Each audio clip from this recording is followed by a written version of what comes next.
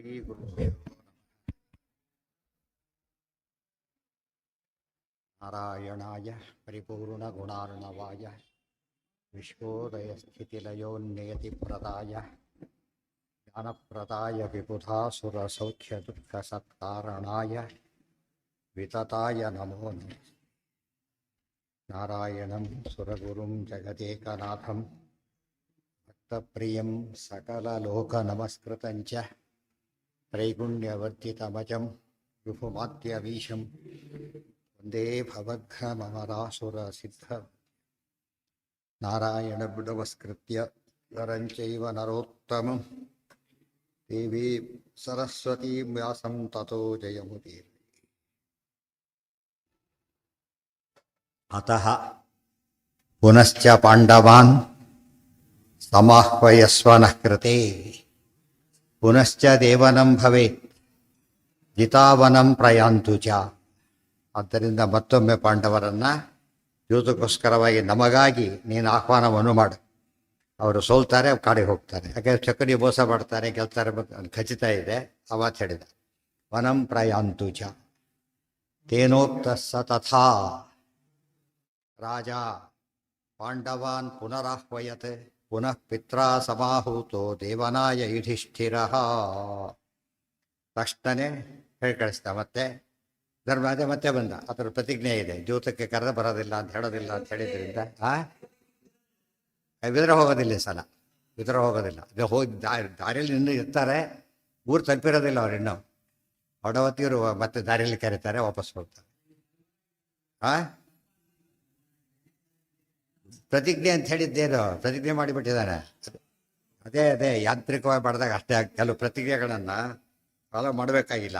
ಇದು ಪ್ರತಿಜ್ಞೆ ಮಾಡಬಾರದು, ಮಾಡಿದರೆ ನಡೆಸಬೇಕಾಗಿಲ್ಲ ಕೂಡ. ಅದು ತಪ್ಪಾಗುತ್ತೆ. ಅದು ಅದೇ ಧರ್ಮ ಸೂಕ್ಷ್ಮ ಅಂದ್ರೆ ಅದೇ.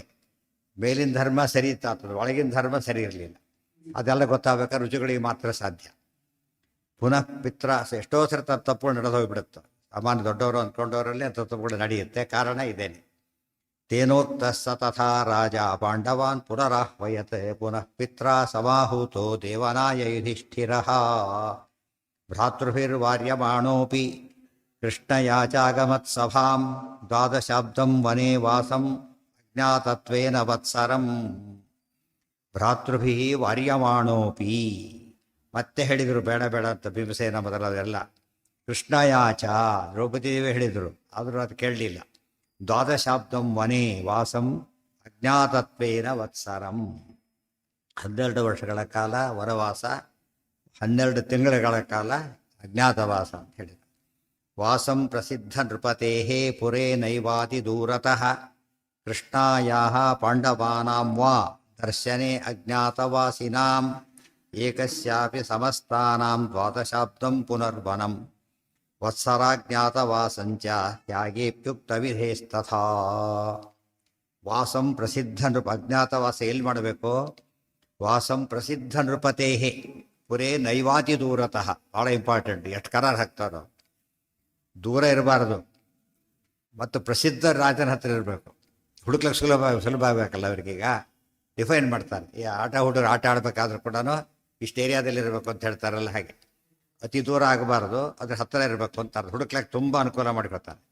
ಮತ್ತು ಪ್ರಸಿದ್ಧ ರಾಜನಾಗಬೇಕು. ಎಲ್ಲೋ ಒಂದು ಗ್ರಾಮದ ಹಳ್ಳಿಯಲ್ಲೆಲ್ಲ ಇರಬಾರ್ದು. ಎಲ್ಲಿರಬೇಕು? ಒಳ್ಳೆ ಸಿಟಿಯಲ್ಲೇ ಇರಬೇಕು. ಪ್ರಸಿದ್ಧ ರಾಜನ ಹತ್ರನೇ ಇರಬೇಕು. ಇಷ್ಟೆಲ್ಲ ಕೇಳ್ತಾನೆ. ಯಾತ್ರೆ ಸೋತವ್ರು ಆದ್ದರಿಂದ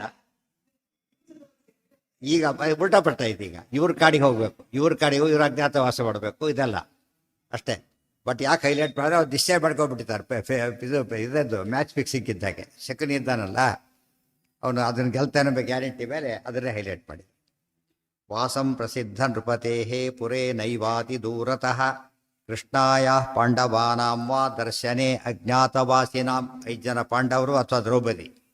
ಇಲ್ಲಿ ಯಾರು ಒಬ್ಬನ್ನು ನೋಡಿದ್ರು ಕೂಡ ಎಲ್ಲರೂ ನೋಡಬೇಕಾಗಿಲ್ಲ. ಒಬ್ಬರು ಸಿಕ್ಕರು ಏನಾಗಬೇಕಾಗ ಎಲ್ಲರೂ ಕೂಡ ಏನಂತ ಏನಂತ ಏನಂತ ಯಾರನ್ನ ಅದು ಹೇಳ್ತಾ ಬಟ್ ಟೈಮ್ ಬೀರೋಗಿತ್ತು. ಅಷ್ಟೊತ್ತಿಗೆ ಮೀರಿ ಹೋಗಿತ್ತಾಗಲಿ. ಏಕಸ್ಯಾಪಿ ಸಮಸ್ತಾನಾಂ ದ್ವಾದಶಾಬ್ದಂ ಪುನರ್ವನಂ. ಏಕಸ್ಯಾಪಿ ಸಮಸ್ತಾನಾಂ, ಒಬ್ಬರನ್ನೇ ನೋಡಿದ್ರೆ ಸರಿ, ಎಲ್ರಿಗೂ ನೋಡಿದ್ರೆ ಸರಿ ಆಯ್ತಲಿಕ್ಕೆ. ದ್ವಾದಶಾಬ್ದಂ ಪುನರ್ವನಂ ವತ್ಸರ ಅಜ್ಞಾತವಾಸಂಚ, ಮತ್ತೆ 12 ವರ್ಷ ವನವಾಸ, 1 ವರ್ಷ ಅಜ್ಞಾತವಾಸ. ತ್ಯಾಗೇಪಿ ಉಕ್ತ ವಿಧೇಸ್ತತ, ಮತ್ತೆ ತಪ್ಪಿದರೆ ಮತ್ತೆ ಹಾಗೇನೆ ಹೋಗಿ ಎಟರ್ನಲ್ ಅಂತ ತಿಳ್ಕೊಂಡ್ಬಿಟ್ರು. ಈ ಸುಕ್ತಾನೇ ಇರ್ತಾರೆ, ರಾಜ್ಯ ಪರ್ಮನೆಂಟು, ಅವರಿಗೆ ಕಾಡು ಪರ್ಮನೆಂಟ್ ಅಂತ ತಿಳ್ಕೊಂಡು. ದುರ್ಯೋಧನ ಪಡಂ ಚಕ್ರೆ ಬುದ್ಧ್ಯಾ ದುಶ್ಯಾಸನೋಕ್ತಯ ಗಾಂಧಾರೇಣ ಪುನಶ್ಚಾಕ್ಷ ಹೃದಯಜ್ಞೇನ ಧರ್ಮಜಃ. ದುರ್ಯೋಧನ ಪಣಂ ಚಕ್ರೆ ಬುದ್ಧ್ಯಾ ದುಶ್ಯಾಸನೋಕ್ತಯ. ದುರ್ಯೋಧನ ಮಾಡಿದ ಪಣ ಇದು ಐಡಿಯಾ ಕೊಟ್ಟಿದ್ದಾರು ದುಶ್ಯಾಸನ. ದುಶ್ಯಾಸನ ಐಡಿಯಾ, ಯಾಕೆ ಗೆಲ್ಲಕ್ಕಂತೂ ಆಗೋದಿಲ್ಲ ಅವ್ರನ್ನ, ಇದು ಕೊಲ್ಲೋದಂತೂ ಕನಸಿನಲ್ಲೂ ಸಾಧ್ಯ ಇಲ್ಲ. ಅದು ದೂರ ಇಡಬೇಕು. ದೂರ ಇಡಬೇಕಾದ್ರೆ ದಾರಿ ಏನು, ಇದು ಒಂದೇ ಅಂತ ಅವನು ಯೋಚನೆ ಮಾಡ್ದ. ಆ ದುರಾಲೋಚನೆ ಒಪ್ಕೊಂಡ. ಗಾಂಧಾರೇಣ ಪುನಶ್ಚಾಕ್ಷ ಹೃದಯಜ್ಞೇನ ಧರ್ಮಜಃ. ಮತ್ತೆ ಶಕರಿದು ಬಿಟ್ಟೆ. ಈಗಲಾರು ಧರ್ಮಾದಿ ಹೇಳ್ಬೋದಾಗಿತ್ತು ಒಂದು ಮಾತನ್ನು, ಏನಂತ, ಈ ಸತ್ಯನ ಶಕರಿ ಒಪ್ಪು ನೀನೇ ಆಡು ಅಂತ ಹೇಳಬೇಕಾಗಿತ್ತು, ಹೇಳಲಿಲ್ಲ. ಅದೇ ಅಜ್ಞಾನ ಅಂದರೆ ಯಾವ ಥರ ಬರುತ್ತೆ ಆ ಕಾಲಕ್ಕೆ. ಪ್ರಾರಬ್ಧವಶಾತ್ ಎಲ್ಲ ಏನಾಗುತ್ತೆ, ಕೃತಾಂತ ಪಾಶಬದ್ಧಾನಾಂ ದೈವೋಪಹತ ಚೇತಸಾಂ ಬುದ್ಧಯ ಕುಬ್ಜಗಾಮಿನ್ಯ ಭವಂತಿ ಮಹತಾಮಪಿ ಅಂತ ಒಂದು ವಾಕ್ಯ. ಕೃತಾಂತ ಪಾಶಬದ್ಧಾನಾಂ ದೈವೋಪಹತ ಚೇತಸಾಂ. ಪ್ರಾರಬ್ಧವಶಾತ್ ಭಗವದಿಚ್ಛೆ ಇಲ್ಲ ಅಂದ್ಬಿಟ್ರೆ ಏನಾಗುತ್ತೆ, ದೊಡ್ಡವರ ಬುದ್ಧಿ ಕೂಡ ಮುಚ್ಚೋಗ್ಬಿಡುತ್ತೆ. ಅಂಥ ದೊಡ್ಡವರು ಕೂಡ ಏನು ಮಾಡ್ತಾರೆ, ಭಾರಿ ದೊಡ್ಡ ತಪ್ಪು, ದೊಡ್ಡವರು ಸಣ್ಣ ತಪ್ಪು, ದೊಡ್ಡವರು ಅದು ಪ್ರಪೋರ್ಷನಲಿ ಅಂತ ದೊಡ್ಡ ತಪ್ಪು ಮಾಡ್ತಾರೆ ಅವರು, ಭಾರಿ ದೊಡ್ಡ ತಪ್ಪೇ ಮಾಡ್ತಾರೆ. ಹೌದು, ಇವತ್ತು ಹೇಳಿದೆ ಕ್ಲರ್ಕ್ ಅಟೆಂಡರ್ ಎಷ್ಟು ತಿನ್ಬೋದು ದುಡ್ಡನ್ನ, ಎಷ್ಟು ತಿನ್ಬೋದು ಕೂಲಿಯವನು, ಅಷ್ಟೇ. 100 ಜಾಸ್ತಿ ಇಲ್ಲ. ಹಿಂದೆಲ್ಲ 10 12 ಈಗ 100 ಆಗಿದೆ ಅಷ್ಟೇ. ಮೇಲೆಯವರಾದರೆ ಕೋಟಿಗಟ್ಟಲೆ ತಿಂತಾರೆ. ಅದರಿಂದ ಪಾಪ ಹೆಚ್ಚು ಬರೋದು ಮೇಲೆಯವರಿಗೇನೆ, ಹೆಚ್ಚು ಶಿಕ್ಷೆ ಸಿಗೋದು ಅವರಿಗೆ ಜಾಸ್ತಿ. ಹಾಂ ಹಾಂ, ಇವರಿಗೆಲ್ಲ ಪ್ರಾರಬ್ಧ ಇತ್ತು, ಇವರಿಗಿಲ್ಲ. ಭೀಮದ್ರೌಪದಿಯರಿಗೆ ಇಬ್ಬರಿಗಿಲ್ಲ, ಉಳಿದವ್ರಿಗೆ ಪ್ರಾರಬ್ಧ ಇತ್ತು. ಪ್ರಾರಬ್ಧ ಇಲ್ಲದವ್ರಿಗೆ ಬಂದರೆ ಅದು ವಿಶೇಷ ಅಂತ ಅರ್ಥ. ಅದು ವಿಶೇಷ ಪುಣ್ಯ ವೃದ್ಧಿ ಜಾಸ್ತಿ ಅವರಿಗೆ. ಅರ್ಥ ಆಯ್ತಾ? ಈಗ ಮತ್ತು ಏಕಾಶಿ ಉಪವಾಸ ಇದ್ದಾಗ, ಏಕಾಶಿ ಉಪವಾಸದಲ್ಲಿ ಏನಿಲ್ಲ, ಯಾವ ಕೊರತೆಯೂ ಇಲ್ಲ. ಗೊತ್ತಾಯ್ತಾ? ಅದೇನು ಮಾಡೋದು ಈಗ, ಕೇವಲ ಭಗವತ್ ಪ್ರೀತಿ. ರೋಗಿ ಬಂದಿದೆ, ಅವನಿಗೆ ತಿನ್ನಬೇಡ ಅಂತ ಹೇಳಿದ್ದಾರೆ. ಏನಿದೆ ಅವನಿಗೀಗ, ಉಪಾಧಿ ಇದೆ ಅವನಿಗೀಗ. ಇದು ನ್ಯಾಚುರಲ್ ಆಗಿದ್ದಾರೆ. ಇವ್ರು ಜಾಸ್ತಿ ಪಟ್ಟಿ ಅವ್ರಿಗೆ ಏಕಾಶಿ ಏನು ಪಾಪ ಮಾಡಿದ್ರೆ ಅಂತ ಯಾರು ಅನ್ನೋದಿಲ್ಲ. ಮಾಡ್ಕೊಡೋರು ಅನ್ನಬಾರ್ದು, ನೋಡೋರು ಅನ್ನಬಾರ್ದು. ಯಾತಕ್ಕೆ? ಪಾಪದ ಅನುಭವದ ಕೆಲಸ ಅಲ್ಲ ಅದು. ಏನದು? ಪುಣ್ಯ ವೃದ್ಧಿಯ ಕೆಲಸ ಅಷ್ಟೇ. ಇವತ್ತು ಇನ್ನೊಂದು ಕೋರ್ಸ್ ಮಾಡ್ತಾನೆ, ಕಷ್ಟಪಟ್ಟು ಓದ್ತಾನೆ ಈ ಕೆಲಸ ಬಿಟ್ಟು. ಆ್ಯಕ್ಚುಲಿ ನೋಡೋದಕ್ಕೆ ಕಷ್ಟ, ಆ್ಯಕ್ಚುಲಿ ಕಷ್ಟ ಅಲ್ಲ, ಅದು ಯಾವುದಕ್ಕೆ ಉಪಯೋಗ ಆಗುತ್ತೆ. ಇದಕ್ಕೆ ಇನ್ನು ಫೇಲ್ ಆದವ್ರು ಓದ್ತಾರೆ, ಅದು ಪದೀತಿ. ಈಗ ಫೇಲ್ ಆದವ್ರು ಸೆಪ್ಟೆಂಬರಿಗೆ ಕೊಡೋದು ಬೇರೆ, ಗೊತ್ತಾಯ್ತಾ? ಫಸ್ಟ್ ಎಕ್ಸಾಮ್ ಇನ್ನು ಕೊಡೋದು ಬೇರೆ. ಇದನ್ನು ಕಷ್ಟ ಅಂತ ಕರಿಬಾರ್ದು ಫಸ್ಟನ್ನು. ಯಾಕೆ? ಅದು ಪಾರ್ಟ್ ಆಫ್ ದಿ ಇದವ್ರ ಸಾಧನೆ, ಪಾರ್ಟ್ ಅದು. ಇದು ಹಾಗಲ್ಲ, ಅದು ಫೇಲ್ಯೂರ್ ಅದು. ಅರ್ಥ ಆಯ್ತಾ? ಸೊ ಪ್ರಾರಬ್ಧದಲ್ಲಿ 2 ಇದೆ. ಬರೀ ಸುಖ ಪ್ರಾರಬ್ಧ ಆದ್ದರಿಂದ. ಮತ್ತು ದುಃಖ ಆಗಲಿಲ್ವಾ? ಇಲ್ಲ. ದುಃಖ ಸುಖ ಅಂಬೋದು ಹೊರಗಿನಿಂದ ನೋಡೋದಲ್ಲ, ನಾವು ತಪ್ಪು ಎಸ್ಟಿಮೇಟ್ ಮಾಡ್ತೀವಿ ಯಾವಾಗಲೂ. ಪಾಂಡವರು ವನವಾಸ ಮಾಡಿದ್ರು, ಭಾರಿ ದುಃಖಪಟ್ಟು, ರಾಜ್ಯ ಆಳಿದ್ರು, ಭಾರಿ ಸುಖಪಟ್ಟ. ತಪ್ಪದು. ನಾವು ನೋಡೋದಕ್ಕೂ ಸುಖ ಅಂಬೋದು ಎಲ್ಲಿರೋದು, ಅದು ಆ್ಯಕ್ಚುಲಿ ಒಳಗಿರೋದು, ನಮ್ಮ ಕಣ್ಣಿಗೆ ಕಾಣೋದೇ ಇಲ್ಲ. ಅರ್ಥ ಆಯ್ತಾ? ನಾವು ಈ ರೀತಿ ಯೋಚನೆ ಬರೆಗೆರೆ ಎಲ್ಲ ನೋಡ್ತಾರೆ, ನಾವು ಕಳ್ತನ ಮಾಡೋಕೆ ತಿಳ್ಕೊಂಡ್ಬಿಡ್ತಾರೆ. ಹಾಗೆಲ್ಲ ಮಾಡಬಾರ್ದು. ಸುಖ ಒಳಗಿರೋ ಅಂಶ. ಒಳಗಿರೋ ಸುಖವನ್ನು ಏನೋ ಹಸಿವು ಒಳಗಿಂದ ಬರುತ್ತೆ, ಮತ್ತು ಹಸಿವು ಒಳಗಿಂದ ಹೋಗುತ್ತೆ. ಮತ್ತೆ ಸುಖ ಹಾಗೇನೆ. ತುಂಬ ಜನ ಇವತ್ತು 99% ಇನ್ನು ಎಷ್ಟು ಬೇಕಾದ್ರೂ ಸೇರಿಸಿ, ಅವ್ರ ಕಲ್ಪನೆ ಏನಿರುತ್ತೆ, ಒಳ್ಳೆ ಮನೆ ಇದೆ, ದೊಡ್ಡ ಸಂಸಾರ ಇದೆ, ಆಳುಗಳಿದ್ದಾರೆ, ಇವೆಲ್ಲ ಭಾರಿ ಸುಖವಾಗಿರ್ತಾರೆ ಅಂತೇಳಿ. ಅಲ್ಲ, ಅವನ್ನೆಲ್ಲ ಇದ್ದು ಭಾರಿ ದುಃಖ ಪಡ್ತಿರ್ಬೋದು. ಅವನು ಅವಧೂತ, ಏನೂ ಇದ್ದಿಲ್ಲ, ಏನೇ ಆಗಿದ್ದ, ಆರಾಮಾಗಿದ್ದಾನ. ಅರ್ಥ ಆಯ್ತಾ? ಹೊರಗಿರೋ ವಸ್ತುಗಳಿಂದ ಸುಖ ಸಂತೋಷ ಆಡಿನಕ್ಕೆ ಹೋಗಬಾರ್ದು. ಅರ್ಥ ಆಯ್ತಾ? ಆ ಆಳದಳದೆ ಜನ ದಾರಿ ತಪ್ತಿರೋದು. ಏನೋ ಯಾರಿಗೆ ಬರೋ ಸಾಧ್ಯ, ಅವ್ರು ಕೊಡೋ ಶಕ್ತಿನೇ ಇಲ್ಲ ಅದಕ್ಕೀಗ. ಹೇಳಿದ್ನಲ್ಲ, ಈಗ ಉದಾಹರಣೆಗೆ ತುಂಬ ಹಸಿವಾದವನಿಗೆ ಅವನ ಮೇಲೆ ಚಿನ್ನದ ರಾಶಿ ಏರಿದ್ರು ಕೂಡ ಏನಾಗಲ್ಲ, ಹಸಿ ಹೋಗೋದಿಲ್ಲ. ಅವ್ನಿಗೆ ಬಂದು ಇದು ಕೊಡಿ ಸಾಕು ಅಂತ ಕೇಳ್ತಾರೆ. ಇದು ಅದೇ ಸಿಂಪಲ್. ಅದು ಒಳಗೆ ಹೋಗೋ ಪದಾರ್ಥ ಆಗಬೇಕು. ಇದನ್ನ ಒಳಗೆ ಹಾಕ್ಕೊಂಡ್ರೆ ಆಪ್ರೇಷನ್ ಮಾಡಿ ತೆಗಿಬೇಕಾಗುತ್ತೆ ಅಷ್ಟೇ. ಚಿನ್ನ ಒಳಗೆ ಹೋಗೋದಿಲ್ಲ, ಹೋಗ್ಲಿಕ್ಕೆ ಬರೋದಿಲ್ಲ. ಅಕಸ್ಮಾತ್ ಹೋದರೆ ಇನ್ನೂ ಹೊಸ ಪ್ರಾಬ್ಲಮ್ ಶುರುವಾಗುತ್ತೆ. ಅದು ಹೊರಗಿನ ಭೋಗಗಳು ಯಾವಾಗಲೂ ಕೂಡ ಏನಾಗಿರ್ಬೇಕದು, ಹೊರಗೆ ಇರಬೇಕೆ ಹೊರತು ಒಳಗೆ ಹೋಗಬಾರದು. ಹೋಗ್ಲಿಕ್ಕೆ ಸಾಧ್ಯ. ಅನ್ನ ಒಂದೇ ಹೋಗುತ್ತೋ, ಇದು ಯಾವುದೂ ಹೋಗೋದಿಲ್ಲ. ಇಲ್ಲಿ ಜ್ಞಾನ ಒಂದೇ ಹೋಗುತ್ತೆ, ಬೇರೆ ಅಲ್ಲ. ಅನ್ನ ಹೊಟ್ಟೆಗೆ, ಜ್ಞಾನ ತಲೆಗೆ. ಹೊಟ್ಟೆಗೆ ಮಿತಿ ಇದೆ, ತಲೆಗೆ ಮಿತಿ ಇಲ್ಲ. ಎಷ್ಟು 1 ಗಂಟೆ ಯಾರು ಊಟ ಮಾಡೋಕ್ಕೆ ಸಾಧ್ಯ ಇದೆ ನಿಮಗೆ? ಎಂಥದ್ದು ಹಾಕಿದ್ರೆ ಎದ್ದು ಬಿಡುತ್ತೆ, ಇನ್ನೊಂದು ತಡೆ ಎದ್ದೋ ಬಿಡ್ತಾರೆ, ಮಧ್ಯೆ ತಡ ಆಯ್ತು ಅಂತೇಳಿ ಯಾರು ಕೊಡ್ತಾರೆ ಅಂತ. ಆಗ ಪಾಠ ಪ್ರವಚನಕ್ಕೆ ಎಷ್ಟೋ ಸರ್ತಿ ಈಗ ಬಿಡಿ, ಹಿಂದೆ 4-5 ತಾಸು ತೀರಾ ಕಾಮನ್ ಕೊಡ್ತಾ ಇದ್ವಿ ಕೇಳೋ, 4-5 ತಾಸುಗಳ ಕಾಲ. ಇನ್ನೂ ಹಿಂದೆ ಬೆಳಗಿಂದ ಇಡೀ ಭಾಗವತ ಹೇಳ್ತಿರು, ಪರೀಕ್ಷೆ ಅದೇ 7 ದಿವಸ ನಾನ್ ಸ್ಟಾಪ್. ಈಗ ಆ ಥರ ಊಟ ಯಾರು ಮಾಡೋಕ್ಕೆ ಸಾಧ್ಯ ಇದೆಯಾ? ಅನ್ನಕ್ಕೆ ತಿನ್ನಕ್ಕೂ ಮಿತಿ ಇದೆ, ಕೂಡ್ಲಕ್ಕೂ ಮಿತಿ ಇದೆ, ಜ್ಞಾನಕ್ಕೆ ಮಾತ್ರ ಮಿತಿ ಇಲ್ಲವೇ ಇಲ್ಲ. ಈವನ್ ನಮ್ಮ ಲೌಕಿಕ ಪರೀಕ್ಷೆಗಳಲ್ಲೂ ಕೂಡ ಇದೇ ಅದರ ಓದ್ತಿರ್ಬೇಕಾದ್ರೆ 1 ಗಂಟೆ ತೊಗೊಂಡು ರಾತ್ರಿ 8 ಗಂಟೆವರೆಗೆ ಕ್ಲಾಸು, 1ರಿಂದ 8 ನಾನ್ ಸ್ಟಾಪ್. ಆ ಮೇಷ್ಟ್ರು ಇರ್ರೆಗ್ಯುಲರ್ ಮೇಷ್ಟ್ರು ಅಂತ, ಮೇಷ್ಟ್ರು ಇರ್ರೆಗ್ಯುಲರ್ ಅವನು. ಕೊನೆ ಹೋಟೆಲ್ ಬಿಡ್ತಾ ಇದ್ದ, ಕೊನೆ ಮುಗಿಯೋ ಹೊತ್ತಿ ಸರಿಯಾಗಿ ಬರೀ ಒಂದು ಲಾಸ್ಟ್ ಕ್ಲಾಸ್ ತೊಗೊಂಡಿದ್ದೆ. ಯಾರಿಗೂ ಬೋರ್ ಅಟೆಂಡೆನ್ಸ್ ಇಲ್ಲ ಅದಕ್ಕೆ. ಈಗ ಎಲ್ಲ ಬರೋದು ಯಾತಕ್ಕೆ ಬರ್ತಿದ್ರು ಅವರು? ಅಟೆಂಡೆನ್ಸ್ ಸಾಲ ರಿಪೋರ್ಟ್ ಹೋಗ್ಬಿಟ್ಟಿರ್ತದೆ, ಏನು ಇರ್ತಿರ್ಲಿಲ್ಲ, ಬರೀ ಕೇಳೋದಕ್ಕಷ್ಟೇ. ಭಾರಿ ಸೀರಿಯಸ್ ಕ್ಲಾಸ್ ನಡೆಯುತ್ತಲ್ಲ, ಯಾರಿಗೂ ಗೊತ್ತಾಗಬಾರ್ದು ಹೊರಗಿಂದ ನೋಡಿ. ಅಂಥ ಎಲ್ಲರಿಗೂ ಅಷ್ಟು ಅಟೆಂಟಿವ್ ಆಗಿರ್ತದೆ. ಅದು ಅರ್ಥ ಏನು ತೋರಿಸುತ್ತದ? ಲೌಕಿಕರಿಷ್ಟು ಅಟ್ರಾಕ್ಟಿವ್ ಆಗಿದ್ದರೆ ಶಾಸ್ತ್ರ ಆಗಿರುತ್ತೆ. ಆ ದೃಷ್ಟಿಯಲ್ಲಿ ಭಾಳ ಯೋಚನೆ ಮಾಡಬೇಕು. ಇದೆಲ್ಲ ತಪ್ಪು ಕಲ್ಪನೆ ಆಯ್ತು. ದುರ್ಯೋಧನ ಹೀಗಾದರೆ ಕಷ್ಟಪಡಲಿ, ಅವರು ಕಷ್ಟಪಡಲಿಲ್ಲ. ಇದು ವಿಶೇಷವಾಗಿ ಭೀಮ ದ್ರೌಪದಿಯರಿಗೆ ಏನಿಲ್ಲ, ಅದರಲ್ಲಿ ದುಃಖದ ಹೆಸರು ಕೂಡ ಇಲ್ಲ. ನೋಡೋರಿಗೆ ಮಾತ್ರ ಅನ್ಕೊತಿದ್ದಾರೆ ಹೊರತು ಅವ್ರಿಗೆ ಆಗಿಲ್ಲ. ಹೇಳಿ ಉಪವಾಸ ಕೂತ್ಕೊಂಡು ಇವ್ರು ಉಳಿದವ್ರು ಬೈತಿರ್ತಾರೆ, ಇವ್ರು ಅನ್ಕೋತಾರೆ ಇವ್ರು ಕಷ್ಟಪಡ್ತಾರೆ ಅಂತೇಳಿ. ಆ್ಯಕ್ಚುಲಿ ತಿಂದು ಕಷ್ಟಪಡೋರು ಅವರು, ಉಪವಾಸ ಸುಖ ಪಡೋರು ಇವನು. ಎರಡು ಒಳಗೂ ಸುಖ ಇರುತ್ತೆ, ಬರದಿಸತ್ತು ಭಾರಿ ಸುಖ ಇರುತ್ತೆ, ಇವರಿಗೆ ಬರೀ ದುಃಖ. ಏನು ತಿಂದರೆ ಸಮಾಧಾನ ಇರೋದಿಲ್ಲ ಅವರು. ದುರ್ಯೋಧನ ಪಡಂ ಚಕ್ರೇ ಬುದ್ಧ್ಯಾ ದುಶ್ಯಾಸನೋಕ್ತಯ ಗಾಂಧಾರೇಣ ಪುನಶ್ಚ ಅಕ್ಷಹೃದಯಜ್ಞೇನ ಧರ್ಮಜಃ ಪರಾಜಿತೋ ವನಂ ಯಾತು ಮೈಚ್ಛತ್ಸ ಭ್ರಾತೃಕೋ ಯದಾ ತದಾ ನನರ್ಥ ಪಾಪಕೃತ್ ಸುಯೋಧನಾನುಜೋ ಹಸನ್ ಪದಂಶ್ಚ ಮಾರುತಾತ್ಮಜಂ ಪುನಃ ಪುನಶ್ಚ ಗೌರಿತೀ ಪರಾಜಿತಃ ವನಂ ಯಾತು. ಏನಾಯ್ತೀಗ? ಗಾಂಧಾರ ಅವನು ದೇಶದ ಹೆಸರು ಹೇಳಿಬಿಟ್ರು, ಶಕುನಿಯಿಂದಾಗಿ ಸೋತರು. ಪರಾಜಿತಃ ಧರ್ಮಜಃ ಪರಾಜಿತಃ ವನಂ ಯಾತುಂ ಐಚ್ಛತೆ, ಮಾತಿನಂತೆ ವನಕ್ಕೊಳ ತಯಾರಾದ. ಸಭ್ರಾತೃಕಃ ಯದ, ಇವುದವರೆಲ್ಲ ವನವಾಸಕ್ಕೆ ಹೋಗಬೇಕಾಗಿಲ್ಲ. ಎಷ್ಟು ಜನ ಹೋಗಬೇಕು? 5 ಜನ ಪ್ಲಸ್ ದ್ರೌಪದಿ ಅಷ್ಟೇ. ಅವ್ರು ಇನ್ನೂ ಯಾರು ಪತ್ನಿಯರೆಲ್ಲ ಇದ್ದಾರೆ, ಅವರೆಲ್ಲ ಹೋಗಬೇಕಾಗಿಲ್ಲ, ಇಷ್ಟು ಮಾತ್ರ ಹೋಗಲೇಬೇಕು. ತದಾ ನನರ್ಥ ಪಾಪಕೃತ್ ಸುಯೋಧನಾನುಜೋ ಹಸನ್, ತದಾ ನನರ್ಥ ಪಾಪಕೃತ್ ಸುಯೋಧನಾನುಜ ಹಸನ್. ತನ್ನ ಪ್ಲಾನ್ ಸಕ್ಸಸ್ಫುಲ್ ಆಯಿತು ಅಂತೇಳಿ ದುಶ್ಯಾಸನ ಏನು ಮಾಡ್ದ? ಕುಣಿದಾಡ್ತಿದ್ದಾನೆ ಹುಚ್ಚಾಪಟ್ಟಿಯಾಗಿ. ವದಂಶ್ಚ ಮಾರುತಾತ್ಮಜಂ ಪುನಃ ಪುನಶ್ಚ ಗೌರೀತಿ. ಪಾಂಡವರನ್ನ ಕಂಡು ನಗುತ್ತಾನೆ. ಅದು ವಿಶೇಷ ಭೀಮನನ್ನು ಕಂಡು ಭಾರಿ ಅಪಹಾಸ್ಯ ಮಾಡ್ತಾನೆ. ಏನಂತ? ಗೌಹು ಗೌಹು, ಇವೆಲ್ಲ ದನಗಳು ನೀವು ಕಾಡಿಗೆ ಹೋಗೋದು ಯಾವುದು? ದನಗಳು. ನೀವು ಕಾಡಿಗೆ ಹೋಗ್ತೀರಲ್ಲ, ದನಗಳು ನೀವು ಅಂತ ಬೈತಾನ, ಅಪಹಾಸ್ಯ ಮಾಡ್ತಾನೆ. ಉವಾಚ ಪುನಃ ಕೃಷ್ಣಾಂ. ಸೋತ್ಬಿಟ್ರು. ಒಂದೇ ಆಟ, ಹೆಚ್ಚೊತ್ತು ಇಲ್ಲೇ ಒಂದಾಟಿಗೆ ಎಲ್ಲ ಬಂದೋಯ್ತು ಒಂದೇ ಸರ್ತಿಗೆ. ಇದೇ ಅನುದ್ಯೂತ ಅಂದರೆ ಇದೆ. ಅನುದ್ಯೂತ ಅಂದರೆ ಏನು? ಅನಂತರದ ಮತ್ತೊಂದು ದ್ಯೂತ ಇದೆ, ಅದು ಆ ದೂತ, ಇದು ಇನ್ನೊಂದು ದ್ಯೂತ ಇದೆ. ಅನುವ್ಯಾಖ್ಯಾನ ವಿವರಣೆ ಕೊಡ್ತಲ್ಲ, ಅನುವ್ಯಾಖ್ಯಾನ. ಆತ ಅನುವ್ಯಾಖ್ಯಾನ. ಅಣು ಬೇರೆ, ಅಣು ಬೇರೆ. ಅನುಗೀತ ಬರ್ತದೆ, ಅನುವ್ಯಾಖ್ಯಾನ ಬರುತ್ತೆ. ಇದು ಅನುದ್ಯೂತ ಆಯ್ತು. ಅದು ಒಳ್ಳೆಯದು, ಇದು ಕೆಟ್ಟದ್ದು, ಅಷ್ಟೇ ಡಿಫರೆನ್ಸ್. ಉವಾಚ ಪುನಃ ಕೃಷ್ಣಾಂ ನೃತ್ಯನ್ನೇವ ಸಭಾತಲೆ ಅಪತಿರ್ಹಿ ಅಶಿ ಕಲ್ಯಾಣಿ ಗಚ್ಚ ದುರ್ಯೋಧನಾಲಯಂ. ಮತ್ತೆ ಹೇಳಿದ ದ್ರೌಪದಿಯನ್ನು ನೋಡಿಬಿಟ್ಟು. ಉವಾಚ ಪುನಃ ಕೃಷ್ಣಾಂ ನೃತ್ಯನ್ನೇವ ಸಭಾತಲೆ, ಸಭೆಯಲ್ಲಿನೇ ಕುಣಿದಾಡ್ತಾವನು ಹೇಳ್ತಾನೆ. ಅಪತಿರ್ಹಿ ಅಶಿ ಕಲ್ಯಾಣಿ, ನಿನಗೆ ಯಾರಿಲ್ಲ ಈಗ? ಗಂಡಂದ್ರಿಲೇ ಇಲ್ಲ. ಗಚ್ಚ ದುರ್ಯೋಧನಾಲಯ, ದುರ್ಯೋಧನ ಮನೆ ಬಾತ್. ಎಷ್ಟು ಸತಿ ಪಾಪ ಕಟ್ಟುಗಳಕ್ಕೆ ವೃದ್ಧಿ ಮಾಡ್ಕೋತಾ ಇದ್ದ. ಈಗಲಾದರೂ ಅವ್ರ ಮನಸ್ಸಲ್ಲಿ ಏನಾಗಲಿಲ್ಲ, ಒಬ್ಬರಿಗೂ ಪಶ್ಚಾತ್ತಾಪನೇ ಇಲ್ಲ. ಇದು ಪಾಪದ ಪ್ರಮಾಣ ಜಾಸ್ತಿ ಮಾಡುತ್ತೆ. ಮನಸ್ಸಲ್ಲಿ ಅಡಿಕೆಯಿಂದ ಮಾಡಿದಾಗಲೇ ಪಾಪದ ಪ್ರಮಾಣ ಕಡಿಮೆ ಆಗುತ್ತೆ, ಗೊತ್ತಾಯ್ತಾ? ಅವ್ರು ಬಲಾತ್ಕಾರದಿಂದ ಬಾಯಲ್ಲಿ ಹೆಂಡ ಸುರಿದು ಬಿಡ್ತಾರೆ. ಯಾರೋ ಬಂದುಬಿಟ್ಟು ಅವ್ನು ಕುಡಿಯುವ ಇಡೇ ಇಲ್ಲೇ ಇಲ್ಲ, ಸುರಿದು ಬಿಟ್ಟ. ಅವನಿಗೆ ಇವನಿಗೆ ಪಾಪ ಬಂತು, ಅವನಿಗೆ ಪಾಪ ಕಡಿಮೆ. ಪ್ರಾಯಶ್ಚಿತ್ತ ಮಾಡ್ಕೊಂಡ್ರೆ ಹೋಗುತ್ತೆ, ಇವನಿಗೆ ಹೋಗೋದಿಲ್ಲ. ಯಾಕಂದ್ರೆ ಮನಸ್ಸಿಲ್ಲ ಅವನಿಗೆ. ಅದೇ ಎಂಜಾಯ್ ಮಾಡ್ಕೊ, ಅದು ಹೋಯ್ತಾಗ. ಎಂಜಾಯ್ ಮಾಡಿದ ತಕ್ಷಣ ಏನಾಯ್ತಾಗ? ಪುಣ್ಯ ಹೋಯ್ತು, ಪಾಪ ಬರಲಿಕ್ಕೆ ಶುರುವಾಗಿ.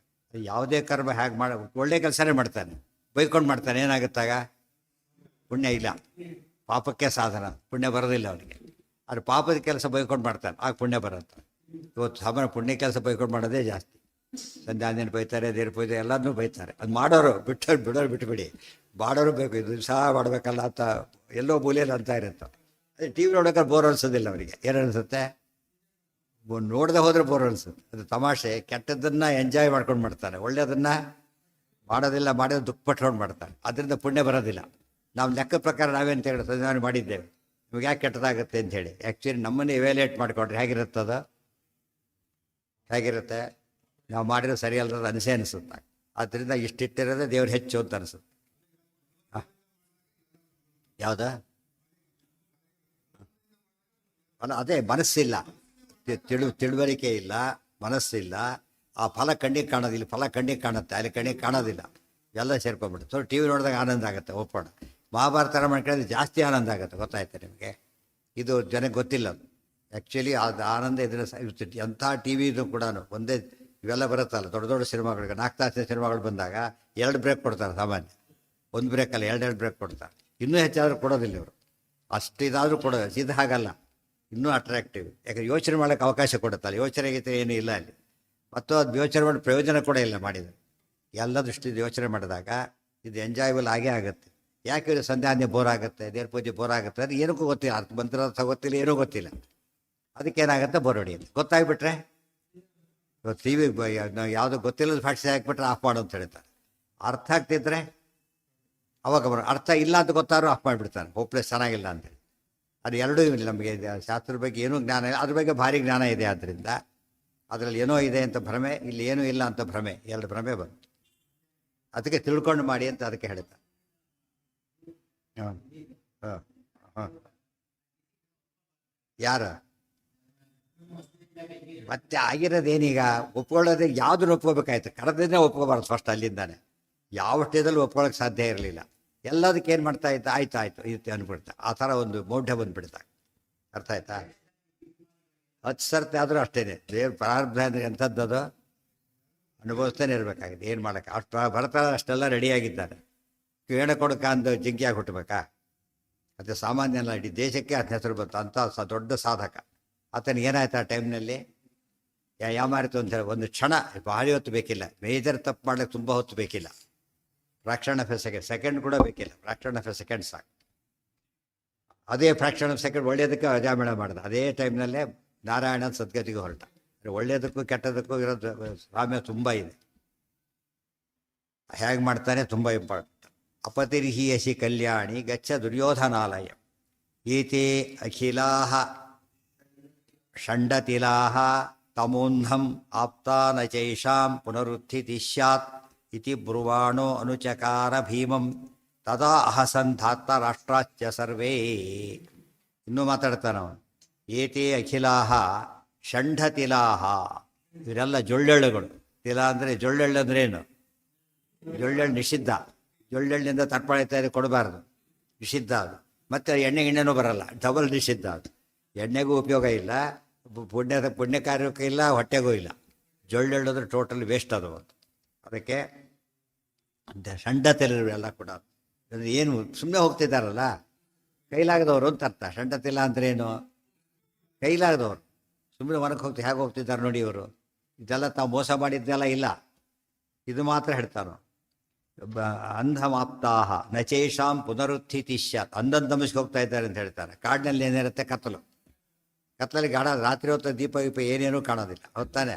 ಅಂಧಂತಮಿಸ್ಗೆ ಹೋಗ್ತಾ ಇದ್ದಾರೆ ಇವರೀಗ. ಮತ್ತೆ ವಾಪಸ್ ಬರೋದಿಲ್ಲ ಅವರು. ಯಾತಕ್ಕೆ? ಅಜ್ಞಾತ. ಮತ್ತೆ ನೋಡ್ತೀವಿ, ಮತ್ತೆ ಹೋಗ್ತಾರೆ, ಮತ್ತೆ ನೋಡ್ತೀವಿ, ಮತ್ತೆ ಹೋಗ್ತಾರೆ. ಅದಕ್ಕೆ ಪುನರುತ್ಥಿತಿ ಇಲ್ಲ ಅವರಿಗೆ. ಎಷ್ಟು ಟ್ರಿಕ್ ಮಾಡಿದ್ದಾನೋ.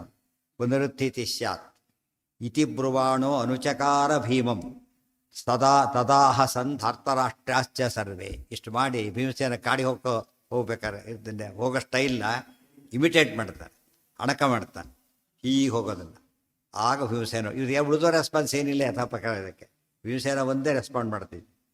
ತದಾ ಅಹಸಂಧಾರ್ತರಾಷ್ಟ್ರಾಶ್ಚ ಸರ್ವೇ. ಅವನ ತಮ್ಮಂದಿರಿದ್ರಲ್ಲ ಅವರೆಲ್ಲ ನಕ್ಕರು. 98 ಜನ ಜೋರ ನಕ್ಕರು. In support of that. ಸುಮ್ಮನೆ ನಗೋದು ಬೇರೆ, ಸಪೋರ್ಟ್ ಮಾಡಿ ನಕ್ಕರು. ತಕ್ಷಣ ಭೀಮಸೇನ ಮಾಡೋ ಪ್ರತಿಜ್ಞೆ, ಇನ್ನೊಂದು ಪ್ರತಿಜ್ಞೆ ಈಗ. ತದಾ ಅಕರೋದ್ ಭೀಮಸೇನ ಪ್ರತಿಜ್ಞಾಂ ಅಂತಾಸ್ಮಿವೋ ನಿಖಿಲಾನ್ ಅಂಗರೇಹಂ ಇತೀರಿತೆ ಶರಣಂ ದ್ರೋಣಮೇವ ಜಗ್ಮುಃ ಸಮಸ್ತಾ ಧೃತರಾಷ್ಟ್ರಪುತ್ರಾಃ. ತದಾ ಅಕರೋತ್ ಭೀಮಸೇನ ಪ್ರತಿಜ್ಞಾಂ. ಆಗ ಭೀಮಸೇನ ಮತ್ತೊಂದು ಪ್ರತಿಜ್ಞೆ ಮಾಡಿದ. ಏನಂತ? ಅಂತಾಸ್ಮಿವೋ ನಿಖಿಲಾನ್ ಸಂಗರೇಹಂ, ನಿಮ್ಮನ್ನೆಲ್ಲ ಕೊಂದಾಗ್ತೀನಿ ಅಂತ ಹೇಳಿಬಿಟ್ಟು. ಈಗ ಪ್ರಶ್ನೆಗೆ ಉತ್ತರ ಸಿಕ್ತು. ಈಗ ಆ ದುರ್ಯೋಧನ ದುಶ್ಯಾಸನ ಕೊಲ್ಲೋ ಪ್ರತಿಜ್ಞೆ ಆಯ್ತು. ಈಗ ಇವ್ರನ್ನ ಕೊಲ್ಲೋ ಪ್ರತಿಜ್ಞೆ ಯಾವಾಗ ಮಾಡಿದ್ದು ಅಂದ್ರೆ ಈಗ ಮಾಡ್ತೀವಿ ನಾವು. ಅವ್ರ ತಪ್ಪೇನು? ಇನ್ನು ಸಪೋರ್ಟ್ ಅವ್ರು ನಕ್ಕಿದ್ದು. ಭಾಗವತ ಹೇಳ್ತಾರೆ ದುಷ್ಟರ ಲಕ್ಷಣ ಏನು ಅಂದರೆ ವಿಹಸಂತಿ ಅಚ್ಯುತ ಪ್ರಿಯ. ಯಾರು ಭಗವದ್ಭಕ್ತರು ನಗ್ತಾರಲ್ಲ ಅವರಿಗೆ ದುಷ್ಟರು ಅಂತ ಕನ್ಫರ್ಮ್ ಮಾಡಿಕೊಡಿ ಅಂತ ಹೇಳ್ತಾರೆ. ಅದು ದುಷ್ಟತನ ಗೊತ್ತಾಗೋದು ಕೆಟ್ಟವ್ರು ನೋಡಿ ನಕ್ರೆ ಅಲ್ಲ. ಸಾರಸ್ಯ ಪಾಂಡವರು ನಕ್ಕರು, ಭೀಮಸೇನ ದ್ರೌಪದಿ ನಕ್ಕರು, ಎಂಥವ್ರನ್ನ ಅಚ್ಯುತ ದ್ವೇಷಗಳನ್ನ ನೋಡಿ ನಕ್ಕರು. ಇವ್ರು ನಗ್ತಾ ಇರತ್ತಿ ಅವನೇನು ಉದ್ದೇಶ ಗೊತ್ತಾ? ನಮ್ಮನ್ನು ನಕ್ಕಿದ್ರಲ್ಲ ಬಿದ್ದಾಗ ಈಗ ನಗತೀವಿ ಅಂತಿದ್ದು. ಅದು ತಾವೇ ಸ್ವಯಂಕೃತ ಅಪರಾಧ, ಇವರೇನು ಬಿಡಿಸಿದ್ದಲ್ಲ ಅದು. ಇವ್ರು ಮೋಸ ಮಾಡಿರೋದಿಲ್ಲ. ನೋಡೋದಕ್ಕೆ ಸಿಮಿಲರ್ ಅಲ್ಲ, ಇದು ಬೋಧಿ ಮೋಸ ಇದು. ಆದ್ದರಿಂದ ಏನಾಯ್ತು ಈಗ ಇವ್ರು ಮಾಡೋದು ತುಂಬ ತಪ್ಪೇನೆ. ಅದಕ್ಕೆ ಜೋರನಕ್ಕ ಇವ್ರು ಸಪೋರ್ಟ್ ಮಾಡಿದ್ರು ಇವರು. ಅದು ಯಾರು ಭಗವದ್ಭಕ್ತರನ್ನು ಕಂಡು ಹಸಂತಿ ಅಲ್ಲ ವಿಹಸಂತಿ. ವಿಹಸಂತಿ ಅಂದರೆ ಅಟ್ಟಹಾಸದಿಂದ ನಗೋದು, ಜೋರ ನಗೋ. ಕೆಲವರು ಬಾಯಿ ಮುಚ್ಕೊಂಡು ಹೋಗ್ತಾರೆ, ಈ ಕಡೆ ತಿರುಗುತ್ತಾರೆ, ಬಟ್ಟೆ ಹಾಕೊಂಡು ಹೋಗ್ತಾರೆ, ಅದೆಲ್ಲ ಬೇರೆ. ಕೆಲವರು ಹೇಗೆ ಅಟ್ಟಹಾಸ ಎಲ್ಲ ದೊಡ್ಡ ತಿಳಿಲಿ ಕೇಳಲಿ ಅಂತ ಹೇಳಿಬಿಟ್ಟು ಅಂಥವ್ರು ಏನಂತ ತಿಳ್ಕೊಬೇಕು? ತಮೋಯೋಗ್ಯರು ಅಂತ ತಿಳ್ಕೊಬೇಕು ಅಂತ ಹೇಳಿದ್ರು. ಇವರು ತಮೋಯೋಗ್ಯರು ಕನ್ಫರ್ಮ್ ಆಯ್ತು. ಅದು ಎಷ್ಟೇ ತಪ್ಪು ಮಾಡಿದ್ರು ನಮಗೆ ಗೊತ್ತಾಗಲಿಕ್ಕೆ ಒಳಗೊಂದು ಯೋಗ್ಯತೆ ಇದೆ, ನಮಗೆ ಅರ್ಥ ಆಗಬೇಕಾದ್ರೆ. ಇವತ್ತು ನಮ್ಮ ಜನ ಈ ಸ್ಮೋಕಿಂಗ್ ಮಾಡೋದು ನಕ್ಕೊಂಡು ನಗಲ್ಲ, ಡ್ರಂಕರ್ಡ್ ಶುರು ನಗೋದಿಲ್ಲ, ಸಂಧ್ಯಾವನೆ ಮಾಡ್ಕೊಂಡು ನಂಗೆ ಶುರು ಮಾಡ್ತಾರೆ. ಗಾಢಕ್ಕೆ ಸಂಧ್ಯಾವನೆಗೆ ಹೋಗಿ ಗಾಢಕ್ಕೆ ಸ್ನಾನಕ್ಕೆ ಹೋಗಿ ನುಗ್ತಾ ಇರ್ತಾರೆ, ಬಾಯಿ ಮುಚ್ಕೊಂಡು ಹೋಗ್ತಿರ್ತಾರೆ. ನಮ್ಮವರೇ ಇದು ಸಭಾಷೆ ಅಂತ ಕೇಳಿ ಬೇರೆಯವರಲ್ಲ, ಬೇರೆಯವರೇ ವಾಚ್ ಸ್ವಲ್ಪ ಕೈ ಮುಗಿತಾರೆ. ಇವ್ರು ಏನು ಮಾಡ್ತಾರೆ? ಹೀಗೆ ಮಾಡೋದು, ಹಾಗೆ ಮಾಡೋದು, ಹೂ ಹೋತರಾಗೋದು, ಎದುರಿಗೆ ಕೊಟ್ಟು ತಿನ್ನೋದು, ಹುಚ್ಚುಚ್ಚು ಮಾಡ್ತಿರ್ತಾರೆ. ಅಂದರೆ ಇವ್ರು ಎಷ್ಟು ಅಯೋಗ್ಯರು ಅಂತ ಗೊತ್ತಾಗ. ಪದೇ ಆಗಲಾರ ಏನು ಅನಿಸ್ಬೇಕು ಅವರಿಗೆ? ನಾವು ತಪ್ಪು ಮಾಡ್ತೀವಿ ಅನಿಸ್ಬೇಕಂತ ಅನಿಸೋದೇ ಇಲ್ಲ. ಇದು ಭಾರಿ ಆಶ್ಚರ್ಯ. ಅದು ಹೇಳಿದ್ನಲ್ಲ, ಇವತ್ತು ನಮ್ಮಲ್ಲೇ ಸಿಗೋ ತಪ್ಪು ಬೇರೆಯವರಲ್ಲೂ, ಬ್ರಾಹ್ಮಣರು ಬೇರೆಯವರು ಭಾಳ ಕಡಿಮೆ ಬೈಯೋದು. ಎಲ್ಲ ಕೆಲವರು ಹಠವಾದಿಗಳು ಇರ್ತಾರೆ ಹೊರತು ಎಲ್ಲರೂ ಬೈಯೋದಿಲ್ಲ. ಬೈಯೋರು ಕೂಡ ಹೋದರೆ ಸುಮ್ಮನೆ ಆಗ್ತಾರೆ, ಅಷ್ಟರ ಮಟ್ಟಿಗೆ ಎಚ್ಚರಿಕೆ ಇದೆ. ನಮ್ಮಲ್ಲಿ ಭಾರಿ ಅತಿರೇಕ ಮಾಡೋದಿಲ್ಲ ಯಾರು ಅಂದರೆ ನಮ್ಮಲ್ಲೇ. ಅಂಥ ಕಲೆಗಳು ಇದು ನಗೋದು ಹುಚ್ಚಾಪಟ್ಟೆ ಮಾಡೋದು ಮಾಡಿ ಹಾಳು ಮಾಡಿಬಿಡ್ತಾರೆ.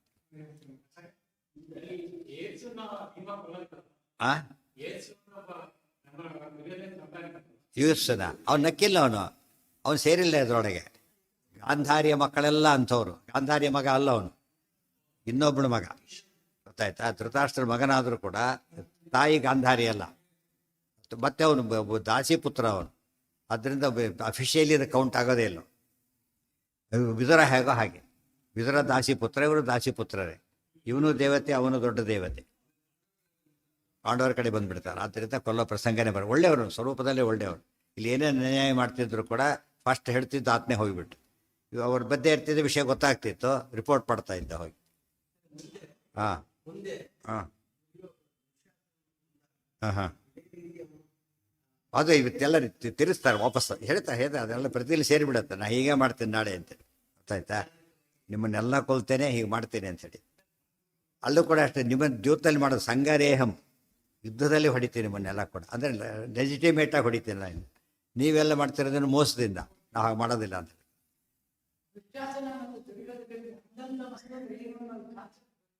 ಗೊತ್ತಿತ್ತು, ಅದಕ್ಕೆ ಮಾಡ್ತಾರೆ. ಅದು ಅಂದಂಥ ವಸ್ತು ಗೊತ್ತು. ಜೈಲ್ ಅಂತ ಗೊತ್ತಿರುತ್ತೆ, ಕಳ್ಳನ ಜೈಲ್ ವಿಷಯ ಗೊತ್ತಿರುತ್ತಾ ಇಲ್ಲ? ಕಳ್ಳನೇ ಜೈಲ್ ಗೊತ್ತಿರುತ್ತಾ ಇಲ್ಲ? ಇದು ಅವರಿಗೆ ಜಾಸ್ತಿ ಗೊತ್ತಿರೋದು. ಹೋಗಿ ಬಂದಿರ್ತಾರೆ ಎಷ್ಟೋ ಸಲ, ಅವ್ರು ಬೇರೆ ಉಳಿದವ್ರಿಗೆ ಗೊತ್ತಿರೋದಿಲ್ಲ. ಅಷ್ಟಾದರೂ ಏನು ಮಾಡ್ತಾನೆ ಅವನು? ನಾನು ರೈಲ್ವೆ ರೆಡಿ ಅಂತ ಹೇಳ್ತಾನೆ ಆ ಟೈಮ್. ಅದು ಅವ್ರಿಗೆ ತಪ್ಪು ಅನಿಸೋದಿಲ್ಲ, ಅದು ಅಸಹ್ಯ ಅಂತ ಅನಿಸೋದೇ ಇಲ್ಲ.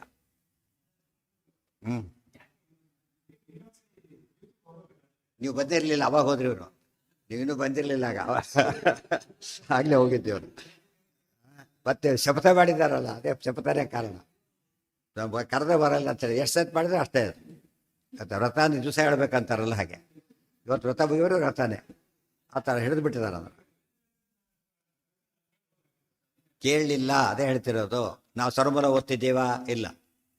ಮನೇಲಿ ಪುಸ್ತಕ ಇದೆ. ಇವತ್ತು ತುಂಬ ಜನ, ಎಷ್ಟೋ ಜನ ಬೇರೆಯವರು ಸರಮೂಲ ಓದ್ತಾರೆ. ಯಾಕೆ PhD GHD ಮಾಡಬೇಕಲ್ಲ, ಅಷ್ಟಾರು ಓದ್ತಾರೆ. ಕೆಲವೊಬ್ಬರು ಬೇರೆಯವನು ಉತ್ತರ ದೇಶದಲ್ಲಿ ಆತ ಬ್ರಾಹ್ಮಣ ಹೌದಲ್ಲೋ ಗೊತ್ತಿಲ್ಲ, ಮಧ್ವ ಭಾಷೆ ಅಷ್ಟು ಹೊಡ್ತಾರೆ. ಗೊತ್ತಾಯ್ತಾತ? ಮಧ್ವ ಭಾಷೆ ವಿಮರ್ಶೆ ಮಾಡ್ತಾ 5 ಭಾಷೆ ವಿಮರ್ಶೆ ಮಾಡ್ತಾನೆ. ಮತ್ತು ಸಂಸ್ಕೃತದಲ್ಲೇ ಪುಸ್ತಕ ಬರೆದಿದ್ದಾರೆ. ಮಧ್ವ ಭಾಷೆ ನಿಜವಾದ ಭಾಷೆ ಮಧ್ವ ಭಾಷೆನೇ.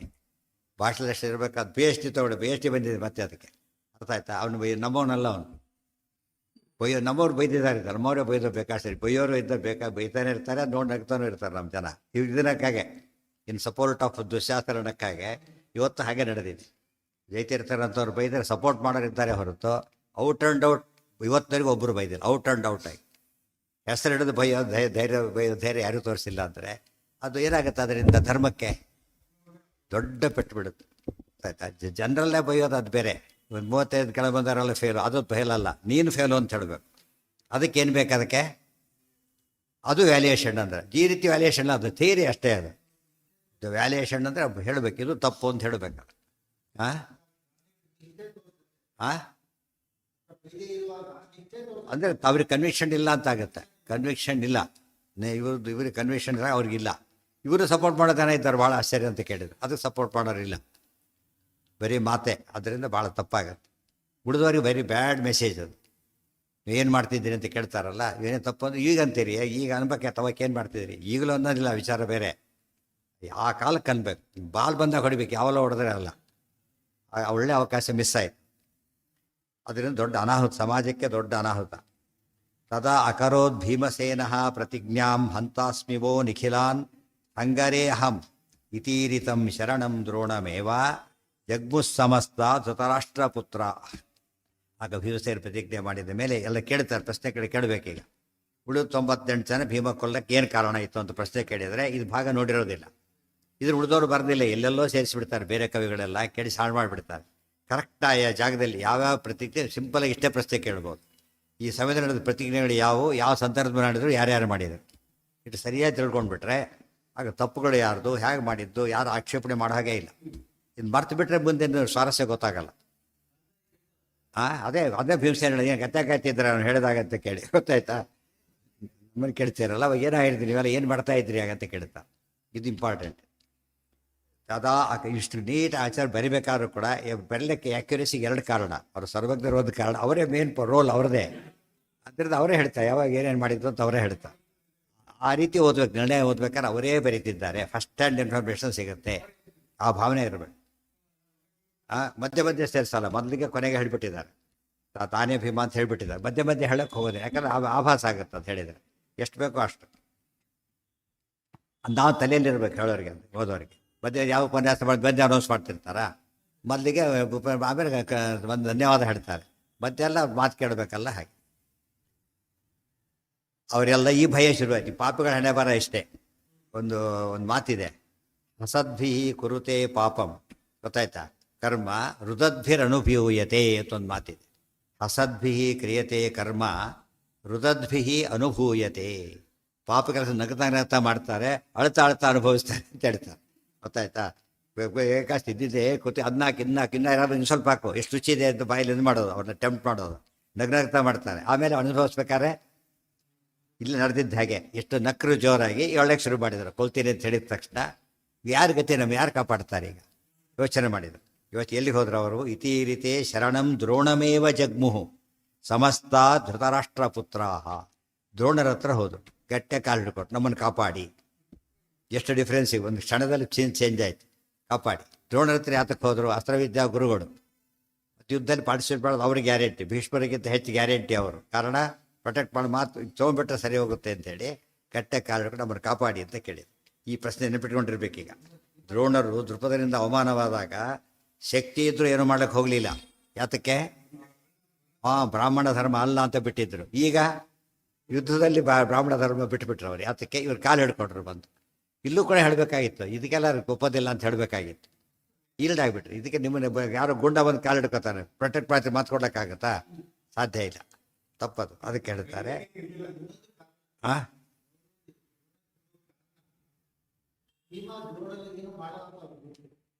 ಅದು ಗೊತ್ತು, ಅಷ್ಟೇ ಅಲ್ಲ.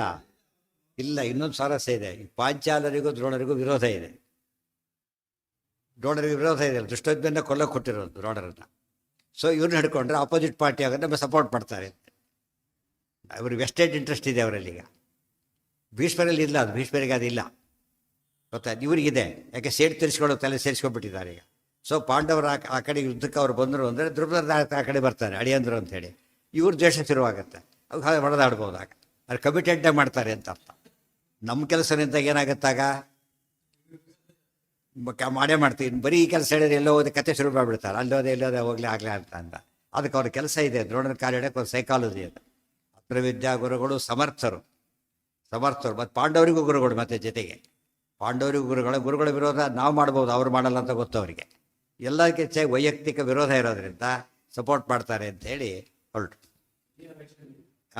ಅದು ಕಲ್ಯಾವೇಶ ಪ್ರಾರಂಭ ಹೇಳಿ ಆಗ್ಬಿಟ್ಟಿದೆ, ತುಂಬ ಸತ್ ಹೇಳಿದೆ. ಯತ್ರ ದ್ರೋಣಃ ತತ್ರ ಪುತ್ರಃ ತತ್ರ ಭೀಷ್ಮ ಕೃಪಸ್ತಥಾ. ಅವ್ರು ಇನ್ನೊಂದು ಲಾಜಿಕ್ ಇತ್ತು ಅವರಿಗೆ. ಎಲ್ಲಿ ದ್ರೋಣಾಚಾರ್ಯ ಬರ್ತಾರೋ ತಕ್ಷಣ ಅವ್ರ ಮಗನೂ ಬಂದುಬಿಡ್ತಾರೆ, ಅಪ್ಪನ ಜೊತೆ ಬರ್ತಾರೋ. ಅವ್ರು ಬಂದ ತಕ್ಷಣ ಕೃಪಾಚಾರ್ಯ ಬರ್ತಾರೆ, ಭಾವಮೈನ ಅವರ ರಿಲೇಟಿವ್ಸ್ ಅವರೆಲ್ಲ. ಅವ್ರ ಮೇಲೆ ಭೀಷ್ಮರು ಸಮವಯಸ್ಕರು, ದ್ರೋಣರಿಗೆ ಕೃಪರಿಗೆ ಅವ್ರು ಬರ್ತಾರೆ. ಅದು ಒಬ್ಬರು ಹಿಡಿಬೇಕಾದ್ರೆ ಹೇಗೆ ಹಿಡಿತಾರೆ ಗೊತ್ತಾಯ್ತಾ? ಹಿಡಿಬೇಕಾದ್ರೆ ಯಾರನ್ನ ಹಿಡಿದ್ರೆ ಎಷ್ಟು ಜನ ಒಬ್ಬನ ಹಿಡಿದು ತುಂಬ ಜನ ಸಿಗಬೇಕು. ಕಿಡ್ನ್ಯಾಪ್ ಮಾಡ್ಬೇಕಾದ್ರೆ ಹಾಗೆ ಮಾಡೋದು. ಯಾರನ್ನ ಕಿಡ್ನ್ಯಾಪ್ ಮಾಡ್ತಾರೆ? ಯಾರೇ ಬದನೆ ಹಿಡ್ಕೊಂಡು ಹೋಗೋದು ಹೇಳಿ ಅಂಥವ್ರು ಕಿಡ್ನ್ಯಾಪ್ ಮಾಡೋದಿಲ್ಲ. ಒಳ್ಳೆ ಸದ್ಯ ಪೀಡೆ ಹೋಯ್ತು ಹೋಗೋ ಅಂತೇಳಿ ಯಾರು ಮೋಸ್ಟ್ ಇಂಪಾರ್ಟೆಂಟ್ ಅವ್ರನ್ನೇ ಕಿಡ್ನ್ಯಾಪ್ ಮಾಡೋದು. ಅದಕ್ಕೇನೆ ದ್ರೋಣಾಚಾರ್ಯ ಕಿಡ್ನ್ಯಾಪ್ ಮಾಡಿದಾಗ ಲೆಕ್ಕ ಹೆಚ್ಚು ಕಡಿಮೆ ಅವರೀಗ. ಇಷ್ಟು ಜನ ಬರ್ತಾರೋ ಹಿಡಿದು ಬಿಟ್ರೆ. ಅಬ್ರವೀತ್ ನಚಾತ್ತೇತಿ ಗುರುಂ ಭೀಮಃ ಇತಿ ತಮ್ ಶರಣಮ್ಮಿ. ಗುರುಗಳು ಎಂದು ಕೂಡ ಎಷ್ಟೇ ಯುದ್ಧ ಮಾಡಿದ್ರೆ ಭೀಮಸೇನ ಕೊಲ್ಲೋದಿಲ್ಲ, ಅದು ಇಂಪಾರ್ಟೆಂಟ್. ಯುದ್ಧ ಮಾಡ್ತಾರೆ, ಕೊಲ್ಲೋದಿಲ್ಲ. ಅಂದಮೇಲೆ ನಾವು ಸೇಫ್. ಅಂದರೆ ನಮ್ಮನ್ನು ಕೊಲ್ಲಕ್ಕೆ ಭೀಮ ಅಡ್ಡ ನಿಂತ್ಕೊಂಡ್ಬಿಟ್ರೆ ದ್ರೋಣರು ಏನಾಗುತ್ತಾಗ? ಅವ್ರನ್ನ ಹೊಡೆದ ಮುಂದೆ ಬರೋ ಹಾಗಿಲ್ಲ, ಅವ್ರು ಹೊಡೆಯೋದಿಲ್ಲ, ಆದ್ದರಿಂದ ನಾವು ಸೇಫ್. ಈ ಒಂದು ತಂತ್ರ ಮಾಡ್ತಾರೆ. ಈ ಬದಿ ಭೂತಂತ್ರಗಳಲ್ಲೇ ಜೀವ ಕಡಿತಾರೆ ಹೊರತು ಎಂದೂ ಬದಲಾಗೋದೇ ಇಲ್ಲ. ನಾವು ಒಳ್ಳೆ ಸ್ಟೇಜ್ನಲ್ಲಿ ಬದಲಾಗಿದ್ದರೂ ಅವ್ರಿಗೆ ಒಳ್ಳೆ ಚಾನ್ಸ್ ಇರ್ತಿತ್ತು. ಅಬ್ರವೀದ್ಧಾರ್ಥ ರಾಷ್ಟ್ರಾಂಶ್ಚ ದ್ರೋಣೋ ವಿಪ್ರೋಪಿ ಸನ್ನಹಂ ಸ್ವಪುತ್ರ ಸಕೃಪಶಸ್ತ್ರಂ ಗೃಹಿಷ್ಯೇ ಭವತಾಂ ಕೃತೇ. ಆ ದ್ರೋಣಾಚಾರ್ಯ ಮಾತು ಕೊಟ್ಬಿಟ್ರು. ಅಬ್ರವೀತ್ ಅಲ್ಲೊಂದು ನಿಯಮ ಏನು ಗೊತ್ತಾ ಇವ್ರದ್ದು? ಅಭಯದಾನ. ಯಾರು ರಕ್ಷಿತರಿಂದ ಕೈ ಬಿಡಬಾರ್ದು. ಇಲ್ಲಿ ಅಪ್ಲೈ ಮಾಡ್ಕೊಳ್ಳೋ ಜಾಗ ಅಲ್ಲ ಅದು, ಇಲ್ಲಿ ಮಾಡ್ಕೊಂಡ್ಬಿಟ್ರು. ಒಳ್ಳೆಯವರು ಬಂದರೆ ಏನು ಮಾಡಬೇಕಾಗ ಅವನ ಮಾತಿದೆ. ತುಂಬ ಜನ ಹೆಲ್ಪ್ ಕೇಳಕ್ಕೆ ಬಂದಾಗ ಹೆಲ್ಪ್ ಮಾಡಲ್ಲ, ಭಾಳ ಜನ ತಪ್ಪೋದೆ. ಅಭಯದಾನ ಅಂತ ಕರೀತಾರೆ. ಅಭಯದ ಎಲ್ಲ ದಾನಕ್ಕಿಂತ ದೊಡ್ಡ ದಾನ ಯಾವುದು ಅಂದರೆ ಅಭಯದಾನ ಅಂತ ಕರೀತಾರೆ. ತಮ್ಮ ಕೈಯಿಂದ ಆದಷ್ಟು ಪ್ರೊಟೆಕ್ಟ್ ಮಾಡಬೇಕು, ಅದು ಭಾರಿ ಒಳ್ಳೆಯದು. ಅದಕ್ಕಿಂತ ದೊಡ್ಡದು ಜ್ಞಾನದಾನ. ಬೇರೆ ಎಲ್ಲ ದಾನಕ್ಕಿಂತ ದೊಡ್ಡದು ಯಾವುದು? ಅದೆಲ್ಲ ಬರೀತಾರೆ. ಎಲ್ಲರಿಗೂ ಕಾಮನ್ ಆಗಿರೋ ದೊಡ್ಡ ದಾನ ಯಾವುದು ಅಂದರೆ ಅಭಯದಾನ ಅಂತ ಹೇಳಿದ್ರು. ಗೀತಾ ತಾತಲ್ಲಿ ಬಂತಾಗಲೇ ಅದಕ್ಕೆ ಅದು ಅಭಯದಾನ. ಇದು ಎಷ್ಟು ಮಾಡೋಕ್ಕಾಗುತ್ತೋ ಗೊತ್ತಿಲ್ಲ ಪಾಪ, ಯೋಚನೆ ಮಾಡಿ ಸಪೋರ್ಟ್ ಎಷ್ಟಾದ್ರು ಮಾಡ್ತೇನೆ. ಅಷ್ಟು ಮಾಡೋದು ತುಂಬ ದೊಡ್ಡದು. ಆ ಕಾಲಕ್ಕೆ ಅವನಿಗೆ ಏನು ಸಿಗುತ್ತೆ? ಅವನಿಗೆ ಮಾರಲ್ ಸಪೋರ್ಟ್ ಸಿಗೋದ್ರಿಂದ ಎಷ್ಟೋ ಸರ್ತಿ ಇವನೇನು ಮಾಡೋ ಪ್ರಸಂಗ ಬರೋದೇ ಇಲ್ಲ. ಆ ಮಾತು ಭಾಳ ಹೆಲ್ಪ್ ಮಾಡುತ್ತೆ ಅವನು, ಗೊತ್ತಾಯ್ತಾ? ಎಷ್ಟು ಸೂಸೈಡ್ ಮಾಡ್ಕೊಂಡು ಉಳ್ಕೊತಾನೆ ಎಷ್ಟೋ ಸಲ. ಮಾಡ್ತೀನಿ ಅಂತ ಜನ ಹಾಗೆ ಮಾಡೋದಿಲ್ಲ, ಬಿಟ್ಬಿಡ್ತಾರೆ. ಅದು ಇನ್ನೂ ಸ್ವಲ್ಪ ಡಿಸ್ಕರೇಜ್ ಮಾಡ್ತಾರೆ, ತಪ್ಪಾಗುತ್ತೆ. ಅದು ಅಭಯದಾನ ಭಾರಿ ದೊಡ್ಡದು. ಅದಕ್ಕೆ ಅವ್ರು ಒಪ್ಕೊಂಡ್ಬಿಟ್ರು. ಇದು ಥಿಯರಿಟಿಕಲಿ ಕರೆಕ್ಟ್ ಅದು, ಬಟ್ ಯಾರೇ ಮಾಡ್ತಾ ಇರೋದು ತಪ್ಪಾಯ್ತು. ಯಾರ್ಯಾರಿಗೂ ಅಭಯದಾನ ಮಾಡೋಕ್ಕೆ ಹೋಗಬಾರ್ದು. ನಚ ಅತ್ತೇತಿ ಗುರುಂ ಭೀಮಃ ಇತಿ ತಮ್ಮ ಶರಣಂ. ಇದೇ ಧರ್ಮಸೂಕ್ಷ್ಮ ತಿಳ್ಕೊಳ್ಳೋಕೆ ಮಹಾಭಾರತ ಓದಬೇಕು. ನಮ್ಮಲ್ಲಿ ಇಂಥ ಪ್ರಸಂಗಗಳು ಬಂದಾಗ ಓಹೋ ಇವ್ರು ಮಾಡಿದಾಗ ಮಾಡಬಾರ್ದು ನಾವು. ಅದನ್ನೇ ಶಾಸ್ತ್ರ ಓದೋ ಉದ್ದೇಶ ಏನಂದರೆ ದೊಡ್ಡವರು ಮಾಡಿ ಎಲ್ಲೆಲ್ಲಿ ಯಶಸ್ಸಿದೆ ಅದು ಅನುಸರಣೆ ಮಾಡಬೇಕು. ದೊಡ್ಡವರು ಮಾಡಿದ್ರು ಕೂಡ ಇಲ್ಲಿ ತಪ್ಪಾಗಿರುತ್ತೆ, ಅದನ್ನು ಮಾಡಬಾರ್ದು. ಕೆಟ್ಟವ್ರು ಮಾಡಿ ಒಳ್ಳೆಯದಾಗಿದ್ದು ಅದನ್ನು ಫಾಲೋ ಮಾಡಬಾರ್ದು, ಗೊತ್ತಾಯ್ತು? ಕೆಟ್ಟವ್ರು ಏನೋ ಕೆಟ್ಟದ್ದು ಮಾಡ್ತಾರೆ, ಒಳ್ಳೇದಾಗುತ್ತೆ ಅಂತೇಳಿ ನಾವು ಆ ರೀತಿ ನಮ್ಮ ಎಕ್ಸಾಂಪಲ್ ತೊಗೊಳ್ಬಾರ್ದು, ಎಕ್ಸಾಂಪಲ್ ಆಗಬಾರ್ದು ನಮಗೆ. ಇವೆಲ್ಲ ತಿಳ್ಕೊಳ್ಳೋಕೆ ಇದೆಲ್ಲ ಓದಬೇಕು. ಅಬ್ರವೀದ್ಧಾರ್ಥ ರಾಷ್ಟ್ರಾಭಿಶ್ಚ ದ್ರೋಣೋ ವಿಪ್ರೋಪಿ ಸನ್ನಹಂ.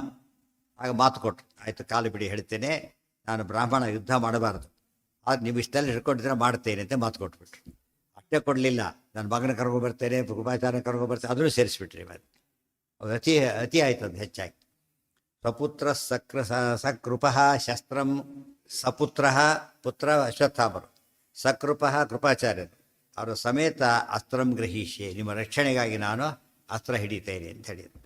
ಇದು ಕೂಡ ಹಾಗೆ, ಇದೆಲ್ಲ ಕೇಳಬೇಕು. ಅಲ್ಲಿ ಮಾಡಿದ್ದೆ ದ್ರೋಣರು, ಇವತ್ತು ಯಾಕೆ ಹೀಗೆ ಮಾಡಿದರು ಅಂದರೆ ಇದನ್ನು ಹಿಡದೆ ಹೋದರೆ ತಪ್ಪಾಗುತ್ತೆ, ಆಯ್ತಾ? ಅದಕ್ಕೆ ಆ ಗ್ಯಾರಂಟಿ ಮೇಲೇ ಭಗವದ್ಗೀತೆ ಅರ್ಥ ಆಗುತ್ತಾಗ. ದುರ್ಯೋಧನ ಫಸ್ಟ್ ಯಾರ ಹತ್ರ ಹೋಗ್ತಾನೆ? ಆಚಾರ್ಯ ಉಪಸಂಗಮ್ಯ, ಗೊತ್ತಾಯ್ತಾ? ದುರ್ಯೋಧನ ಮಾತಾಡಿದಾಗ ಅದಕ್ಕೆ ಮಾತು ಕೊಟ್ಟಿದ್ದಾರಲ್ಲ ಅವ್ರ ಹತ್ರ ಹೋದ. ಇದೆಲ್ಲ ಅಲ್ಲಿ ಒಂದು ಲಿಂಕ್. ಅದು ಭಗವದ್ಗೀತೆ ಈ ಕಾಂಟೆಸ್ಟ್ ಅರ್ಥ ಆಗಬೇಕಾದ್ರೂ ಕೂಡ ಇದು ಗೊತ್ತಿರಬೇಕು ನಮ್ಗೆ. ಇದು ಅರ್ಥ ಆಗೋದಿಲ್ಲ. ಯಾತಕ್ಕೆ ಅಲ್ಲಿಗೆ ಹೋಗಬೇಕಾಗಿತ್ತು ಅನ್ನೋಂದರೆ ಅವ್ರು ಕಮಿಟ್ ಮಾಡ್ಕೊಂಡಿದ್ದಾರೆ, ಈಗ ಕಾಪಾಡ್ತೀನಿ ಅಂತೇಳಿ. ಅದಕ್ಕೆ ಅಲ್ಲಿ ಹೋಗಿತ್ತು. ಅದು ಅಪಾಯ ಯಾರಿಂದ ಇದೆ ಈಗ? ಪರ್ಯಾಪ್ತಂತಿದಮೇ ತೇಷಾಂ ಬಲಂ ಭೀಮಾಭಿರಕ್ಷಿತ. ಅದಕ್ಕೇನೆ ನಾನು ನಿಮ್ಮ ಹತ್ರ ಬಂದೆ. ಇದೆಲ್ಲ ಅದು ತುಂಬ ಜನ ಭಗವದ್ಗೀತೆಗೆ ಭಾಷ್ಯ ಬರೆದವರು ಮಹಾಭಾರತಕ್ಕೆ ಏನೂ ಬರೋದಿಲ್ಲ.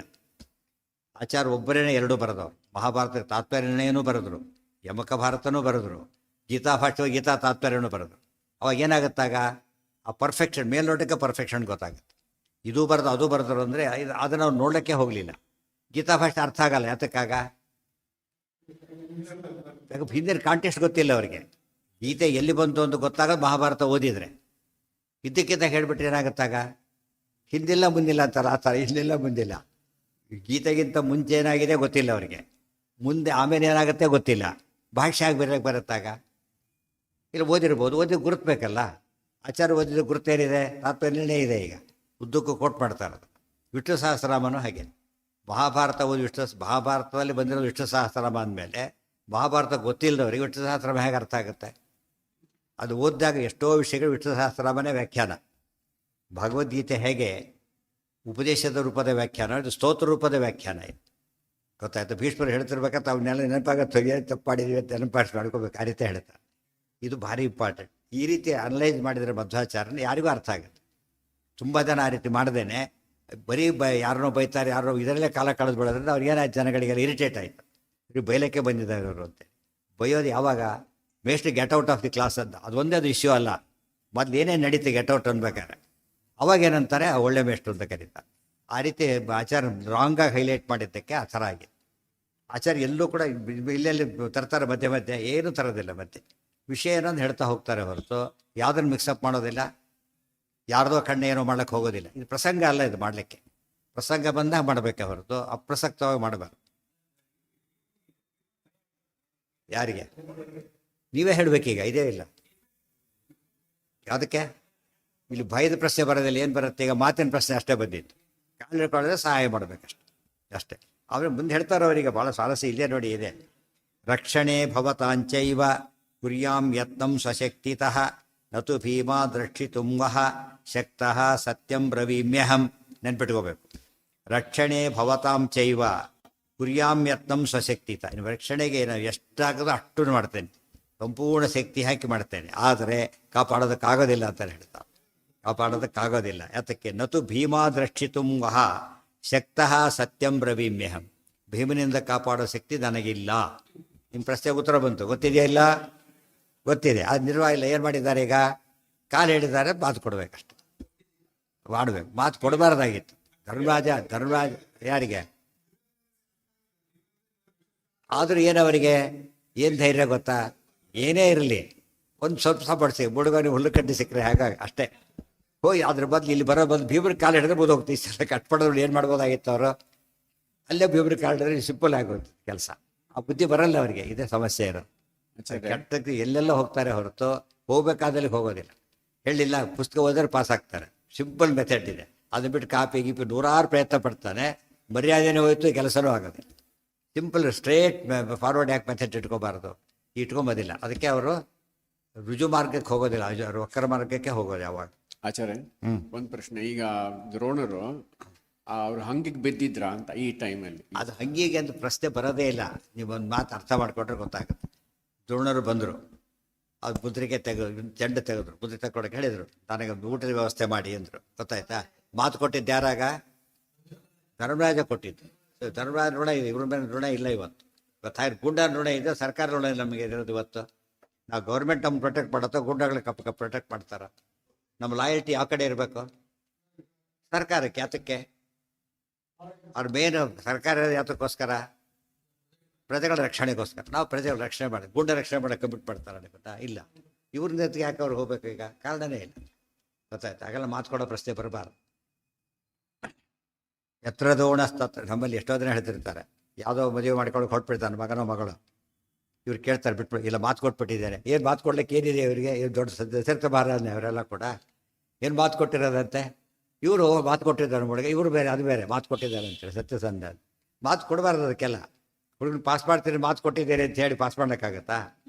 ಬರದೇ ಇಲ್ಲ. ಏನು ಮೊದಲು ಮಾತು ಕೊಟ್ಟಿದ್ದ ಹೌದು, ಪರೀಕ್ಷೆಗೆ ಹೋಗಿಲ್ಲ, ಬರೋದು ಕಾಪಿ ಬರೆದಿದ್ದಾನೆ, ಪಾಸ್ ಮಾಡೋಕ್ಕಾಗತ್ತಾ? ಮಾತು ಕೊಟ್ಟಿದ್ದೇನೆ ಹೇಳಬಾರ್ದು. ಅದಕ್ಕೆಲ್ಲ ರಾಂಗ್ ಅಪ್ಲಿಕೇಶನ್ ಅವೆಲ್ಲ. ಮಾತು ಕೊಟ್ಟಿದ್ದು ನಡೆಯೋದು ಯಾವಾಗ? ಎಲ್ಲ ಸರಿ ಇದ್ದಾಗ.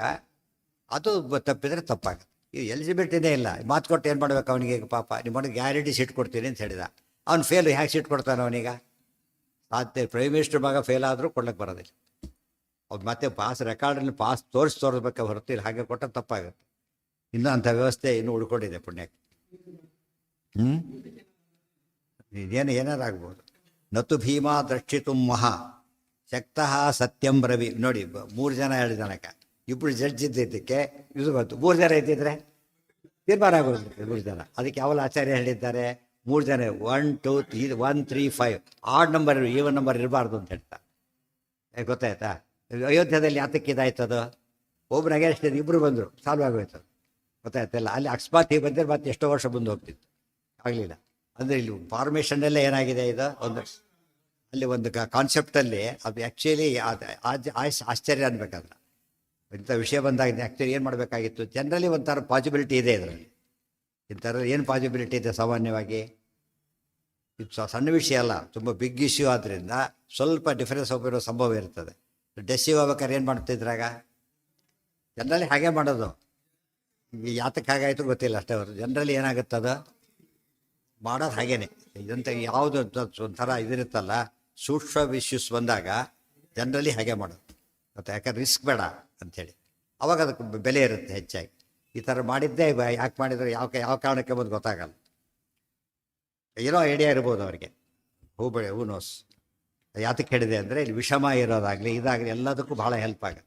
ಒಬ್ಬನೇ ಹೇಳಿದ್ರು ಅಲ್ಟಿಮೇಟ್ ಸಿಂಗಲ್ ಬೆಂಚ್ ಅಷ್ಟೇ, ಮತ್ತೆ ಕಾಂಟ್ರವರ್ಸಿ ಪ್ರಶ್ನೆ ಬರೋದಿಲ್ಲ. ಬೇರೆ ಜಡ್ಮೆಂಟ್ ಕೊಡೋಂಗಿಲ್ಲ. ಒಬ್ಬರು ಆಂಬಿಗ್ಯೂಸ್ ಆಗಿದ್ದ ಜಡ್ಮೆಂಟ್ ಅಂತ ಕರೆಯಲ್ಲ ಅದನ್ನು. ಹೇಗಿರಬೇಕು, ಡಿಸಿಸಿವ್ ಆಗಿ, ರೈಟ್ ಆರ್ ರಾಂಗ್ ಡಿಸಿಸಿವ್ ಆಗಿರ್ಬೇಕು. ತಥೋ ಯಯು ಕಥಾಲಿಷ್ಟ ಎಲ್ಲ ಆಚಾರ ಹೇಳ್ತಾರೆ. ಎಷ್ಟು ಜನ ಜಡ್ಜಸ್ ಇರಬೇಕು, 7 ಮೇಲೆ ಬೇಕಾಗಿಲ್ಲ, 1 3 5 ಆಗಿರಬೇಕು. ಅವತ್ತು ಸುಲಭವಾಗಿ ಇಶ್ಯೂಗೆ ಈ ಟೈಮ್ ಎಷ್ಟು ಹೋಗುತ್ತೆ ಮತ್ತೆ ಈಗ ಗೊತ್ತಾಯ್ತು. ಮತ್ತೆ ಬ್ಯಾಲೆನ್ಸ್ ಮತ್ತೆ ಸ್ಟಾರ್ಟಿಂದ ಶುರು ಹೋಗ್ಬೇಕು. ಈಗ ಹೊಸ ಜಡ್ಜ್ ಬಂದಾಗ ಇದನ್ನು ಕಂಟಿನ್ಯೂ ಮಾಡಲ್ಲ, ಏನು ಮಾಡ್ತಾರೋ ಅವ್ರು ಫಸ್ಟು ಮತ್ತೆ ಬಿಗಿನ ಶುರುವಾಗುತ್ತೆ. ಅಷ್ಟು ದಿವಸದ್ದೆಲ್ಲ ಹೋಗ್ಬಿಡುತ್ತೆ, ಜನರಲ್ ಆಗಿರುತ್ತೆ. ಅದಕ್ಕೆ ಮೊದಲೇ ಪ್ರಿಕಾಷನ್ ತೊಗೊಂಡಿರ್ತಾರೆ ಸಾಮಾನ್ಯ, ಏನು ಕಾರಣನೋ ಗೊತ್ತಿರಲ್ಲ. ತಥೋ ಯಯು ಪಾಂಡವಾಸ್ತೆ ಸಭಾಯಾ ವನಾಯ ಕೃಷ್ಣ ಸಹಿತ ಶುಶೂರಾಹ. ಅಂತೂ ದ್ರೋಣಾಚಾರ್ಯರು ಇವತ್ತಿಂದ ಡಿಕ್ಲೇರ್ ಮಾಡಿಬಿಟ್ಟಿದ್ದಾರೆ, ನನ್ನ ಕೈಲಿ ಆಗೋದಿಲ್ಲ ಭೀಮನಿಂದ ಕಾಪಾಡಲಿಕ್ಕೆ. ಭೀಷ್ಮಾಚಾರ್ಯರು ಹಾಗೆ ಹೇಳ್ತಾರೆ. ಬಂದು ಇಷ್ಟಾದರೂ ಕೂಡ ನಂಬ್ಕೊಂಡಿದ್ದಾರೆ ಅಂದರೆ ತಪ್ಪದು. ಇಷ್ಟಾದರೂ ನಮ್ಮ ಜನ ಏನೇನೋ ಮಾಡ್ತಾರಲ್ಲ, ಸುಮ್ಮನೆ ಕಮೆಂಟ್ ಮಾಡ್ತಾರೆ, ಇವ್ರ ಕೈಲಿ ಆಗ್ತಿದ್ದೆಲ್ಲ ಅದಕ್ಕೆ ಮೋಸ ಮಾಡಿದರು ಅಂತೇಳಿ. ಇವರೇ ಒಪ್ಕೊಂಡಿದ್ದಾರೆ ನಮ್ಮ ಕೈಲಿ ಆಗಲ್ಲ ಅಂತ ಇವರೇ ಒಪ್ಕೊಂಡು ಬೇರೆ ಮೋಸ ಪ್ರಶ್ನೆ ಬಂದೇ ಇಲ್ಲ. ಪಾಂಡವರ ಕಡೆಯಿಂದ ಮೋಸ ಆಗಲೇ ಇಲ್ಲ, ಆಗಿದ್ದಾರಿಂದ ಅವ್ರ ಕಡೆಯಿಂದನೇ ಮೋಸ ಆಗಿದೆ. ಇಲ್ಲಿ ಹೇಗೆ ದ್ಯೂತದಲ್ಲಿ ಮೋಸ ಆಯಿತೋ ಅಲ್ಲೂ ಮೋಸ ಆಯಿತು. ದ್ಯೂತ ಮಾಡಿ ಸರಿನ ಹಾಗಿದ್ರೆ ಇಲ್ಲಿ ಮೋಸ ಮಾಡಿಲ್ವಾ? ಹಾಗಿದ್ರೆ ಶುರುವಾಗಿದ್ದೇ ಮೋಸದ. ಅಡುಗೆ ಮನೆ ಸುಳ್ಳಕ್ಕೆ ಹೋಗಿದ್ದು ಬಂಚೇನೆ, ಇದೇನದು ಮೋಸ ಅಲ್ವಾ? ವಿಷ ಹಾಕಿದ್ದೇನದು? ಎಷ್ಟು ಸೀರಿಯಸ್ ಇದಾವೆ, ಹಿಸ್ಟ್ರಿನೇ ತೋರಿಸುತ್ತೋ ಕಂಪ್ಲೀಟಾಗಿ. ಅದನ್ನು ವಿಮರ್ಶೆ ಮಾಡೋದೇ ಇಲ್ಲ. ಭಾರಿ ಭಾರಿ ವೀರ, ಅದಕ್ಕೆ ಮೋಸ ಮಾಡಿ ಕೊಂದುಬಿಟ್ರು. ಒಂದು ಸರ್ತಿ ಗೆದ್ದ ದಾಖಲೆ ಇದೆ, ಹೋಗ್ಲಪ್ಪ ಅವನು. ಭೀಮಸೇನ ಬರೀ ಸೋತ ದಾಖಲೆ ಒಂದೂ ಇಲ್ಲ, ಬರೀ ಗೆದ್ದಿರೋದೆ. ದುರ್ಯೋಧನ ಒಂದು ಸರ್ತಿನೂ ಗೆದ್ದಿಲ್ಲ, ಅವನು ಕೊಂದುಬಿಡ್ತಿದ್ದ, ಭೀಮಸೇನ ಕೊಂದುಬಿಡ್ತಿದ್ದಂತೆ ಮೋಸ ಮಾಡಿಬಿಟ್ರು. ಇದು ನಂಬ್ಲಕ್ಕಾರ ಒಂದು ಇದು ಬೇಕೋ ಬೇಡವಾ? ಆ ಆನೆ ಮೋಸ ಮಾಡಿ ಆನೆ ಗೆದ್ದು ಬಿಡ್ತು, ಅದರ ಇರುವೆ ಮೇಲೆ ಮೋಸ ಮಾಡಿ ಗೆಲ್ಲಬೇಕು ಆನೆ. ಅದು ಕಾಮನ್ ಸೆನ್ಸ್. ಒಂದು ಸರ್ತಿ ಆದರೂ ಕೂಡ ಗೆದ್ದು ಏನಾರು ಆಗಿ ಒಳ್ಳೆತನದಲ್ಲೂ ಇಲ್ಲ, ಶಕ್ತಿಯಲ್ಲೂ ಇಲ್ಲ, ಮತ್ತು ಅವನ ಪರ ಹೇಗೆ ಮಾತಾಡ್ತಾರೆ? ಅದಕ್ಕೆ ಭ್ರಮೆ ಒಂದು. ನಮ್ಮ ಜನರಲ್ಲಿ ದೊಡ್ಡ ತಪ್ಪು ಅಂದರೆ ವಿಷಯನ ಹೇಳದೆ ಹೋಗಿತ್ತು. ಜನಗಳಿಗೆ ತಪ್ಪು ಹೇಳಿ 1000 ಜನ ತಪ್ಪು ಹೇಳಿದರು, ಒಬ್ಬರು ಸರಿ ಹೇಳದೆ ಹೋದರು. ಇದು ಉಲ್ಟಪಲ್ಟಾಗಿದೆ. ಇದು ಹೇಳ್ತಾ ಹೋಗಿದ್ದರೆ ಪ್ರಸಂಗ ಬರ್ತಿರಲಿಲ್ಲ. ಹೋಗ್ಲಿ ಮನೆಯಲ್ಲಿ ಹೇಳೋದಿಲ್ಲ, ಮಕ್ಕಳು ಹೇಳ್ತಾರೆ, ಪ್ರಶ್ನೆ ಕೇಳ್ತಾರಲ್ಲ, ಅವರು ಸಿನಿಮಾ ಒಳಗೆ ಕೇಳ್ತಾರೆ, ಇವರು ಅದನ್ನು ಸಪೋರ್ಟ್ ಮಾಡಿಬಿಡ್ತಾರೆ. ಇವರು ಕೂಡ ಹಾಗಲ್ಲ, ಸರಿಯಾಗಿ ಹೇಳಬೇಕಂತ ತರ್ತಿದೆ. ಅವ್ರು ಹೇಳಿ ಮಗನಿಗೆ ಏನೋ ಪ್ರಾಬ್ಲಮ್ ಬಂದಿದೆ, ಈಗ ನಾವು ನೆಗಡಿ ಕೆಮ್ಮು ಬಂದ ತಕ್ಷಣ ಏನೋ ರೋಗ ಬಂದಿದೆ ಅಂತ ಗೊತ್ತಾಗಲ್ಲ, ಅಡ್ಡ ಪ್ರಶ್ನೆ ಕೇಳ್ತಾರೆ ಮಕ್ಕಳು ಮನೆಯಲ್ಲಿ. ಅಂದರೆ ಯಾರೋ ತಲೆ ಕೆಡಿಸಿದ್ದಾರೆ ಆಗಲೇ, ಇದು ಹೀಗೆ ಕಂಟಿನ್ಯೂ ಆದರೆ ಭಾಳ ಡೇಂಜರ್ ನಾಳೆ ಅಂತೇಳಿ ಏನು ಮಾಡ್ಬೇಕು? ಅವರು ಸರಿ ಮಾಡಿಬಿಡ್ಬೇಕಾದ್ರೆ ಹೋಗಿ ಕರ್ಕೊಂಡೋಗಿ ಸರಿ ಮಾಡಿಸಿ ಮುಗಿಸ್ಬಿಟ್ರೆ ಸಮಸ್ಯೆ ಪರಿಹಾರ ಆಗ. ಇದನ್ನ ಸಮಸ್ಯೆ ಅಂತ ತಿಳ್ಕೊಂಡಲ್ಲಿ ಆ್ಯಕ್ಚುಲಿ ಇದೇ ಸಮಸ್ಯೆ ಇರೋದು. ಮಹಾಭಾರತ ರಾಮಾಯಣ ತಪ್ಪರ್ಥ ಮಾಡ್ಕೊಳ್ಳೋದೇ ದೊಡ್ಡದು ನಮ್ಮ ತಪ್ಪುಗಳು. ಪ್ರಥಮ ಅಪರಾಧ ಅದೇನೆ. ಆದ್ಯಾಪರಾಧ ಮಿಥ್ಯಾಜ್ಞಾನ ಅಂತಲೇ ಕರೆದಿದ್ದಾರೆ. ಹೇಳಬೇಕಾದ್ರೆ ವ್ಯಾಸರಾಜರು ಆದ್ಯಾಪರಾಧ ಮಿಥ್ಯಾಜ್ಞಾನ, ತಪ್ಪು ತಿಳುವಳಿಕೆಯಿಂದ ಎಲ್ಲ ಶುರುವಾಗತ್ತೆ. ತಥೋ ಯಯು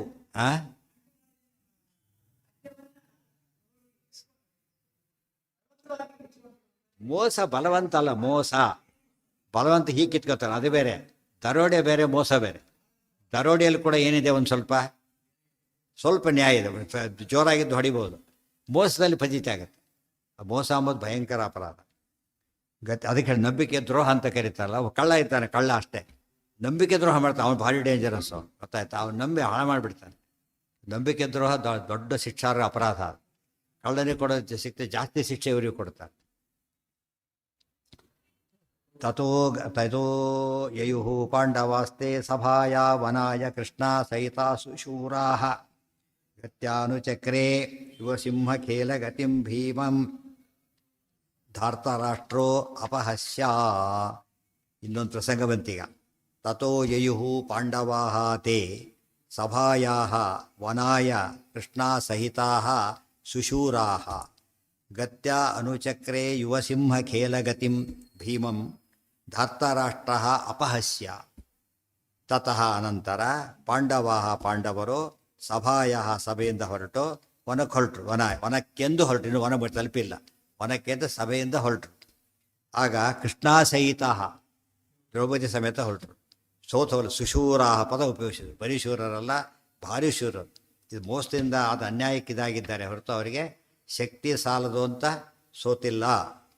ಆಗೇನು ನಡೀತು ಗೊತ್ತಾ? ಭೀಮಸೇನ ಹೋಗ್ಬೇಕಾದ್ರೂ ಕೂಡ ಯುವ ಸಿಂಹ ಖೇಲ ಗತಿಂ ಪದ ನೋಡಿ, ಯುವ ಸಿಂಹ ಖೇಲ ಗತಿಂ ಅಂದರೆ ತರುಣ ಸಿಂಹದ ಗಾಂಭೀರ್ಯದಲ್ಲಿ ಭೀಮಸೇನ ನಡೀತಿರು.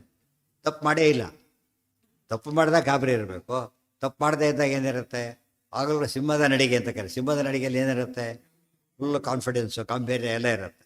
ಅದು ಕೂಡ ಮುದಿ ಸಿಂಹ ಆದರೆ ಏನಾಗುತ್ತೆ? ಕೊನೆ ಪಕ್ಷ ಸ್ವಲ್ಪ ಸುಸ್ತಾಗಿರ್ಬೋದು. ಯುವ ಸಿಂಹ ಖೇಲ ಗತಿ, ಅದಕ್ಕೆ ನಡಿಗೆ ಹೇಗಿರ್ಬೇಕಂತ ಯಾವಾಗಲೂ ಸಿಂಹದ ನಡಿಗೆ ಅಂತ ಕರೀತಾರೆ. ಅದು ಏನು ತೋರಿಸುತ್ತೆ ಗೊತ್ತಾ?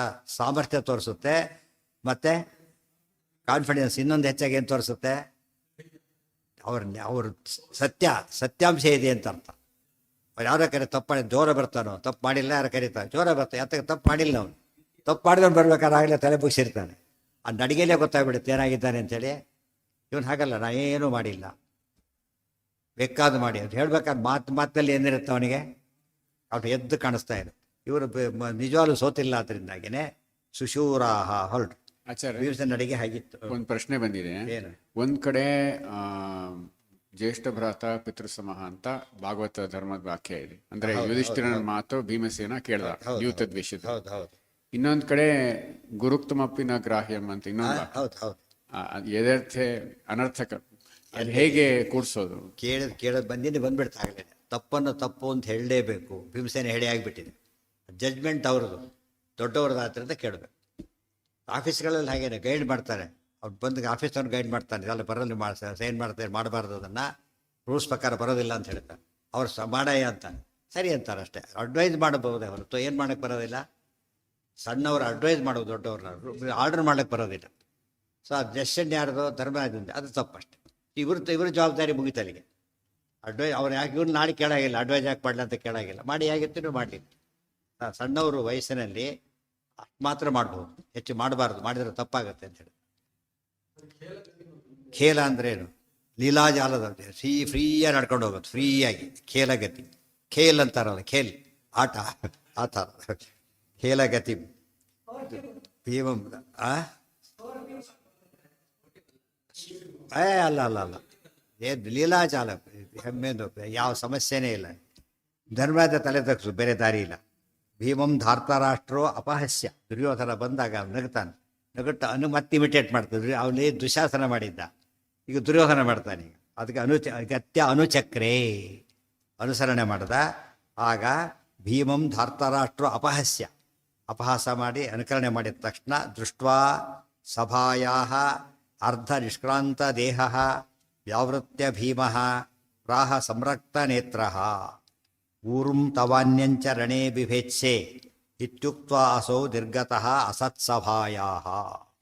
ತಕ್ಷಣನೇ ದೃಷ್ಟ್ವಾ ಸಭಾಯಾಃ ಅರ್ಧ ನಿಷ್ಕ್ರಾಂತ ದೇಹಃ ವ್ಯಾವೃತ್ಯ ಭೀಮಃ ಪ್ರಾಹ ಸಂರಕ್ತ ನೇತ್ರಃ ಊರುಂ ತವ ಅನ್ಯಂ ಚ ರಣೇ ಬಿಭೇತ್ಸೆ ಇತಿ ಉಕ್ತ್ವಾ ಅಸೌ ನಿರ್ಗತಃ ಅಸತ್ಸಭಾಯಾಃ. ದೃಷ್ಟ್ವಾ ಸಭಾಯಾಃ ಅರ್ಧ ನಿಷ್ಕ್ರಾಂತ ದೇಹಃ. ಅರ್ಧ ಅಂದರೆ ಹೆಜ್ಜೆ ಇಟ್ಟಿದ್ದಾರೆ, ಈಗ ತಿರುಗಿದ್ದು ಅವ್ರು ಮಾಡ್ತಿದ್ದಾನಲ್ಲ. ಅರ್ಧ ನಿಷ್ಕ್ರಾಂತ ದೇಹ, ಈ ಕಡೆ ದಾಟಬೇಕು, ಪೂರ್ತಿ ತಿರುಗಲಿಲ್ಲ, ತಿರುಗದೇ ಇರಲಿಲ್ಲ, ಅರ್ಧ ತಿರುಗಿಬಿಟ್ಟು ಭೀಮಸೇನ ಮಾಡಿ ಇನ್ನೊಂದು ಶಪಥ. ಇನ್ನೊಂದು ಶಪಥ ನೆನಪಿಟ್ಕೊಂಡಿರ್ಬೇಕು. ಏನು ಶಪಥ ಇದು? ಸಂರಕ್ತ ನೇತ್ರ, ಕಣ್ಣು ಕೆಂಪಾಗಿ ಮಾತಾಡ್ತಿರೋದು. ಏನಂತ? ಊರುಂ ತವಾನ್ಯಂ ಚ ರಣೇ ವಿಭೇತ್ಸೆ. ಇನ್ನೊಂದು ತೊಡೆನೂ ಮುರಿತೀನಿ ನೋಡಿ. ಒಂದೇ ಸತಿ ಎರಡು ಮುರಿತೇನೆ ಅಂತ ಹೇಳಿದ್ದಲ್ಲ, ಆಗ ಮಾಡಿದ್ದು ಇಲ್ಲಿ ತೊಡಿಬೇಕು ಅಂತ ಒಂದು ತೊಡೆ ತೋರಿಸಿದ್ದಕ್ಕೆ. ಈಗ ಮಾಡ್ತಿರೋದು ಇನ್ನೊಂದು ತಡೆ ಹೊಡಿತೀನಿ, ಈ ರೀತಿ ಮಾಡಿದ್ದಕ್ಕೋಸ್ಕರ.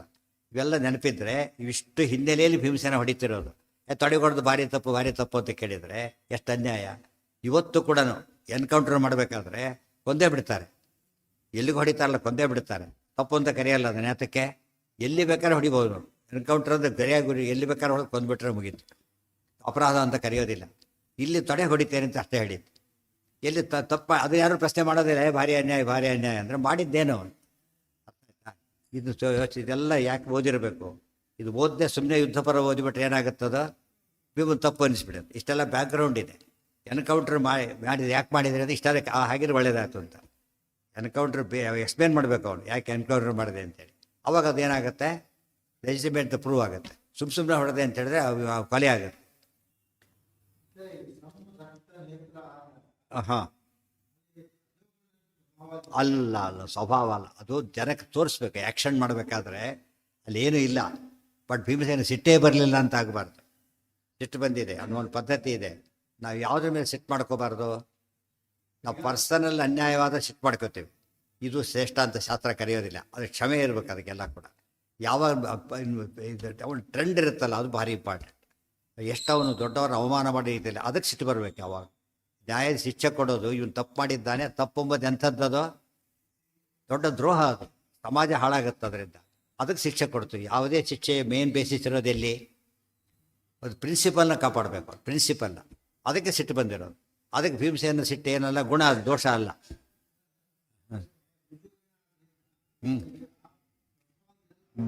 ಹಾಗಲ್ಲ. ರುಜುಗಣ ಅಂತ ಹೇಳಿದರೆ ಹಾಗೆ ಬಂದರೆ ರುಜುಗಣ.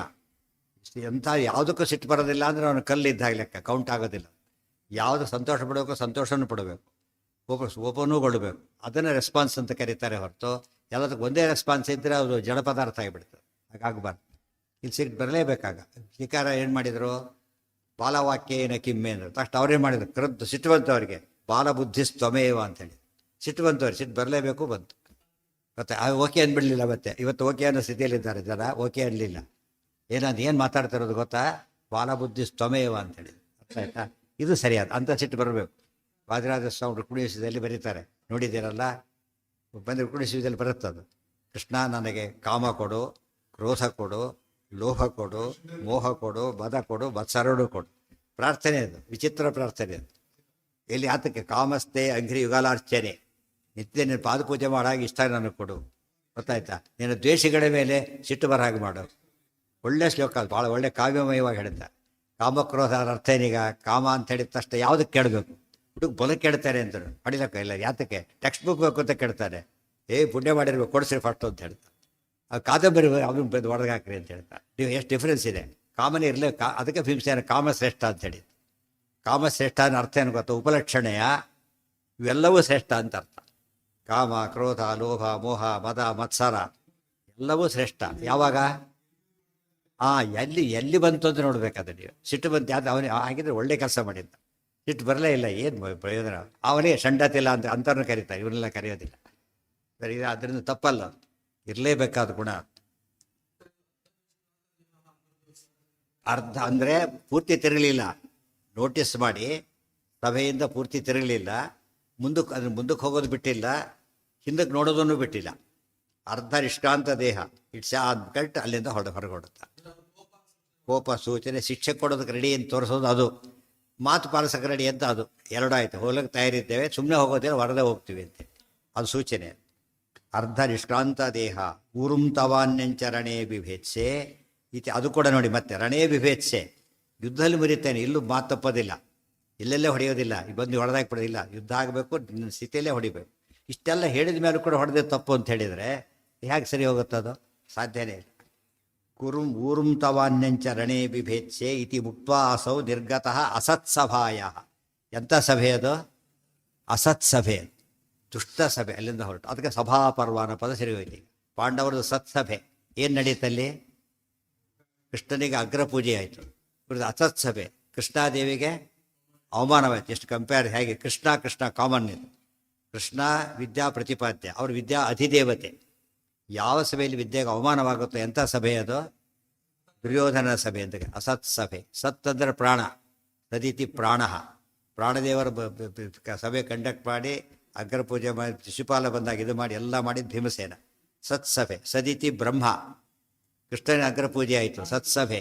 ಸದಿತಿ ಪ್ರಾಣ, ಭೀಮಸೇನ ರೋಲ್ ಇದೆ. ರಾಸಯಾಗ ಮಾಡಿಸಿದ್ದೆ ಭೀಮಸೇನ. ಇದು ಅಸತ್ ಸಭೆ, ಅಪೋಸಿಟ್ ಇದು. ಶಕುನಿ ಸಜೆಷನ್ನು, ದುರ್ಯೋಧನ ಇಂಪ್ಲಿಮೆಂಟೇಷನ್ನು, ಆ ಕುರುಡ ಎರಡು ಕಣ್ಣು ಕಾಣೋದವ್ರು ಇಂಪ್ಲಿಮೆಂಟ್ ಮಾಡೋದು. ಬರೀ ಅಸತ್ ಸಭೆ ಇದು. ಕುಂತಿ ಮಾತನ್ನು ಉಪಯೋಗಿಸ್ತಾಳೆ. ಕೃಷ್ಣನ ಪ್ರಾರ್ಥನೆ ಮಾಡಬೇಕಾದ್ರೆ ಎಷ್ಟು ಕಾಪಾಡಿದ್ದು ಗೊತ್ತಾ? ವಿಷಾನ್ ಮಹಾಗ್ನೇಹೇ ಅಸತ್ ಸಭಾಯ, ಇದೇ ಪದ ಅಲ್ಲಿ ಬರುತ್ತೆ, ಭಾಗವತಲ್ಲಿ ಬರುತ್ತೆ. ಅದಕ್ಕೆ ಎಷ್ಟು ರಿಲೇಷನ್ಶಿಪ್ ಇದೆ. ಅಸತ್ ಸಭೆಯಿಂದ ನಮ್ಮನ್ನು ಕಾಪಾಡಿದ್ದೀನಿ ನೀನೀಗ. ಕುಂತಿ ಮಾಡಿದ ಸ್ತೋತ್ರದಲ್ಲಿ ಇದೇ ಪದ ಪದ ಉಪಯೋಗಿಸಿರೋ ರೀತಿ. ಎಷ್ಟೆಷ್ಟು ನಾವು ಬೇರೆ ಗ್ರಂಥ ಓದ್ತೇವೆ ಅಷ್ಟಷ್ಟು ನಿರ್ಣಯ ಸ್ವಾರಸ್ಯ ಗೊತ್ತಾಗುತ್ತೆ. ಈ ಪ್ರತಿಯೊಂದು ಪದದಲ್ಲೂ ಅಂತ ಆ್ಯಕ್ಯುರಸಿ, ಆ ಪರ್ಫೆಕ್ಷನ್ನು, ಆ ರೆಲೆವೆನ್ಸು ಎಲ್ಲ ತುಂಬಿಸಿರ್ತಾರೆ ಆಚಾರ್ಯ. ಅದನ್ನು ಓದಬೇಕು. ಆಗ ಆಚಾರ ಸಿದ್ಧಾಂತದ ಬಗ್ಗೆ ಎಂಥವನು ಕೂಡ ಬರೀ ಶಾಸ್ತ್ರ ತಿಳಿಯೋದಿಲ್ಲ. ತಾತ್ಪರ್ಯ ಸರಿಯಾಗಿ ಪ್ರೆಸೆಂಟ್ ಮಾಡಿದರೆ ಕಥೆ ಎಲ್ರಿಗೂ ಅರ್ಥ ಆಗುತ್ತಲ್ಲ, ಫಸ್ಟ್ ಕ್ಲಾಸ್ ಇದೆಲ್ಲ ಅರ್ಥ ಮಾಡ್ಕೊಂಡು ಬೇರೆ ರೀತಿ ಯೋಚನೆ ಮಾಡಲಿಕ್ಕೆ ಹೋಗೋದಿಲ್ಲ. ಪ್ರಯಾತಾನನು ತಾನ್ ಕುಂತಿ ಪ್ರಯವು ಪುತ್ರಗೃದ್ಧಿನಿ ರುರುದ್ಯಮಾನಾಂ ವಿದುರಃ ಸ್ಥಾಪಯಾಮಾಸ ತಾಂ ಗೃಹೇ. ಪ್ರಯಾತಾನ್ ಅನು ತಾನ್ ಕುಂತಿ ಪ್ರಯವು ಪುತ್ರಗೃದ್ಧಿನಿ. ಅವ್ರು ಹೊರಟಾಗ ಕುಂತಿ ಏನು ಮಾಡ್ತಾರೆ, ನಾನೂ ಬರ್ತೇನೆ ಅಂತ ಹೇಳಿ ಪುತ್ರಗೃದ್ಧಿಯಿಂದ ಪುತ್ರ ಪ್ರೇಮಿಯ ಹೊಂದಿದ್ದ, ಮಕ್ಕಳಲ್ಲಿ ಪುತ್ರವಾತ್ಸಲ್ಯ ಇದ್ದ ಅವಳು ನಾನು ಹೋಗ್ತೇನೆ ಅಂತ ಹೊರಟು ನಿಂತುಕೊಂಡ್ರು. ಆಗ ರೋರುದ್ಯಮಾನಾಂ ಭಾಳ ಅಳ್ತಾ ಇದ್ದಾಳೆ. ವಿದುರಃ ಸ್ಥಾಪಯಾಮಾಸ ತಾಂ ಗೃಹೆ, ನಿರ್ಮಾಣ ಇಲ್ಲೇ ನಮ್ಮನೇಲಿರು ಅಂತ ಹೇಳಿಬಿಟ್ಟು, ದುರ್ಯೋಧನ ಮನೆ ಬೇಕಾಗಿಲ್ಲ, ರಾಷ್ಟ್ರವನ್ನೂ ಬೇಕಾಗಿಲ್ಲ, ಅದು ನಮ್ಮನೇಲಿ ಇದ್ಬಿಡು, ಹೋಗಬೇಡ, ವಯಸ್ಸಾಗಿದೆ ಅಂತ ಸಮಾಧಾನ ಮಾಡಿ ಕಳಿಸ್ಕೊಡ್ತಾರೆ. ಇದು ಕುಂತಿ ಅಲ್ಲಿ ಉಳಿಲಿಕ್ಕೆ ಕಾರಣ ಆಯಿತು.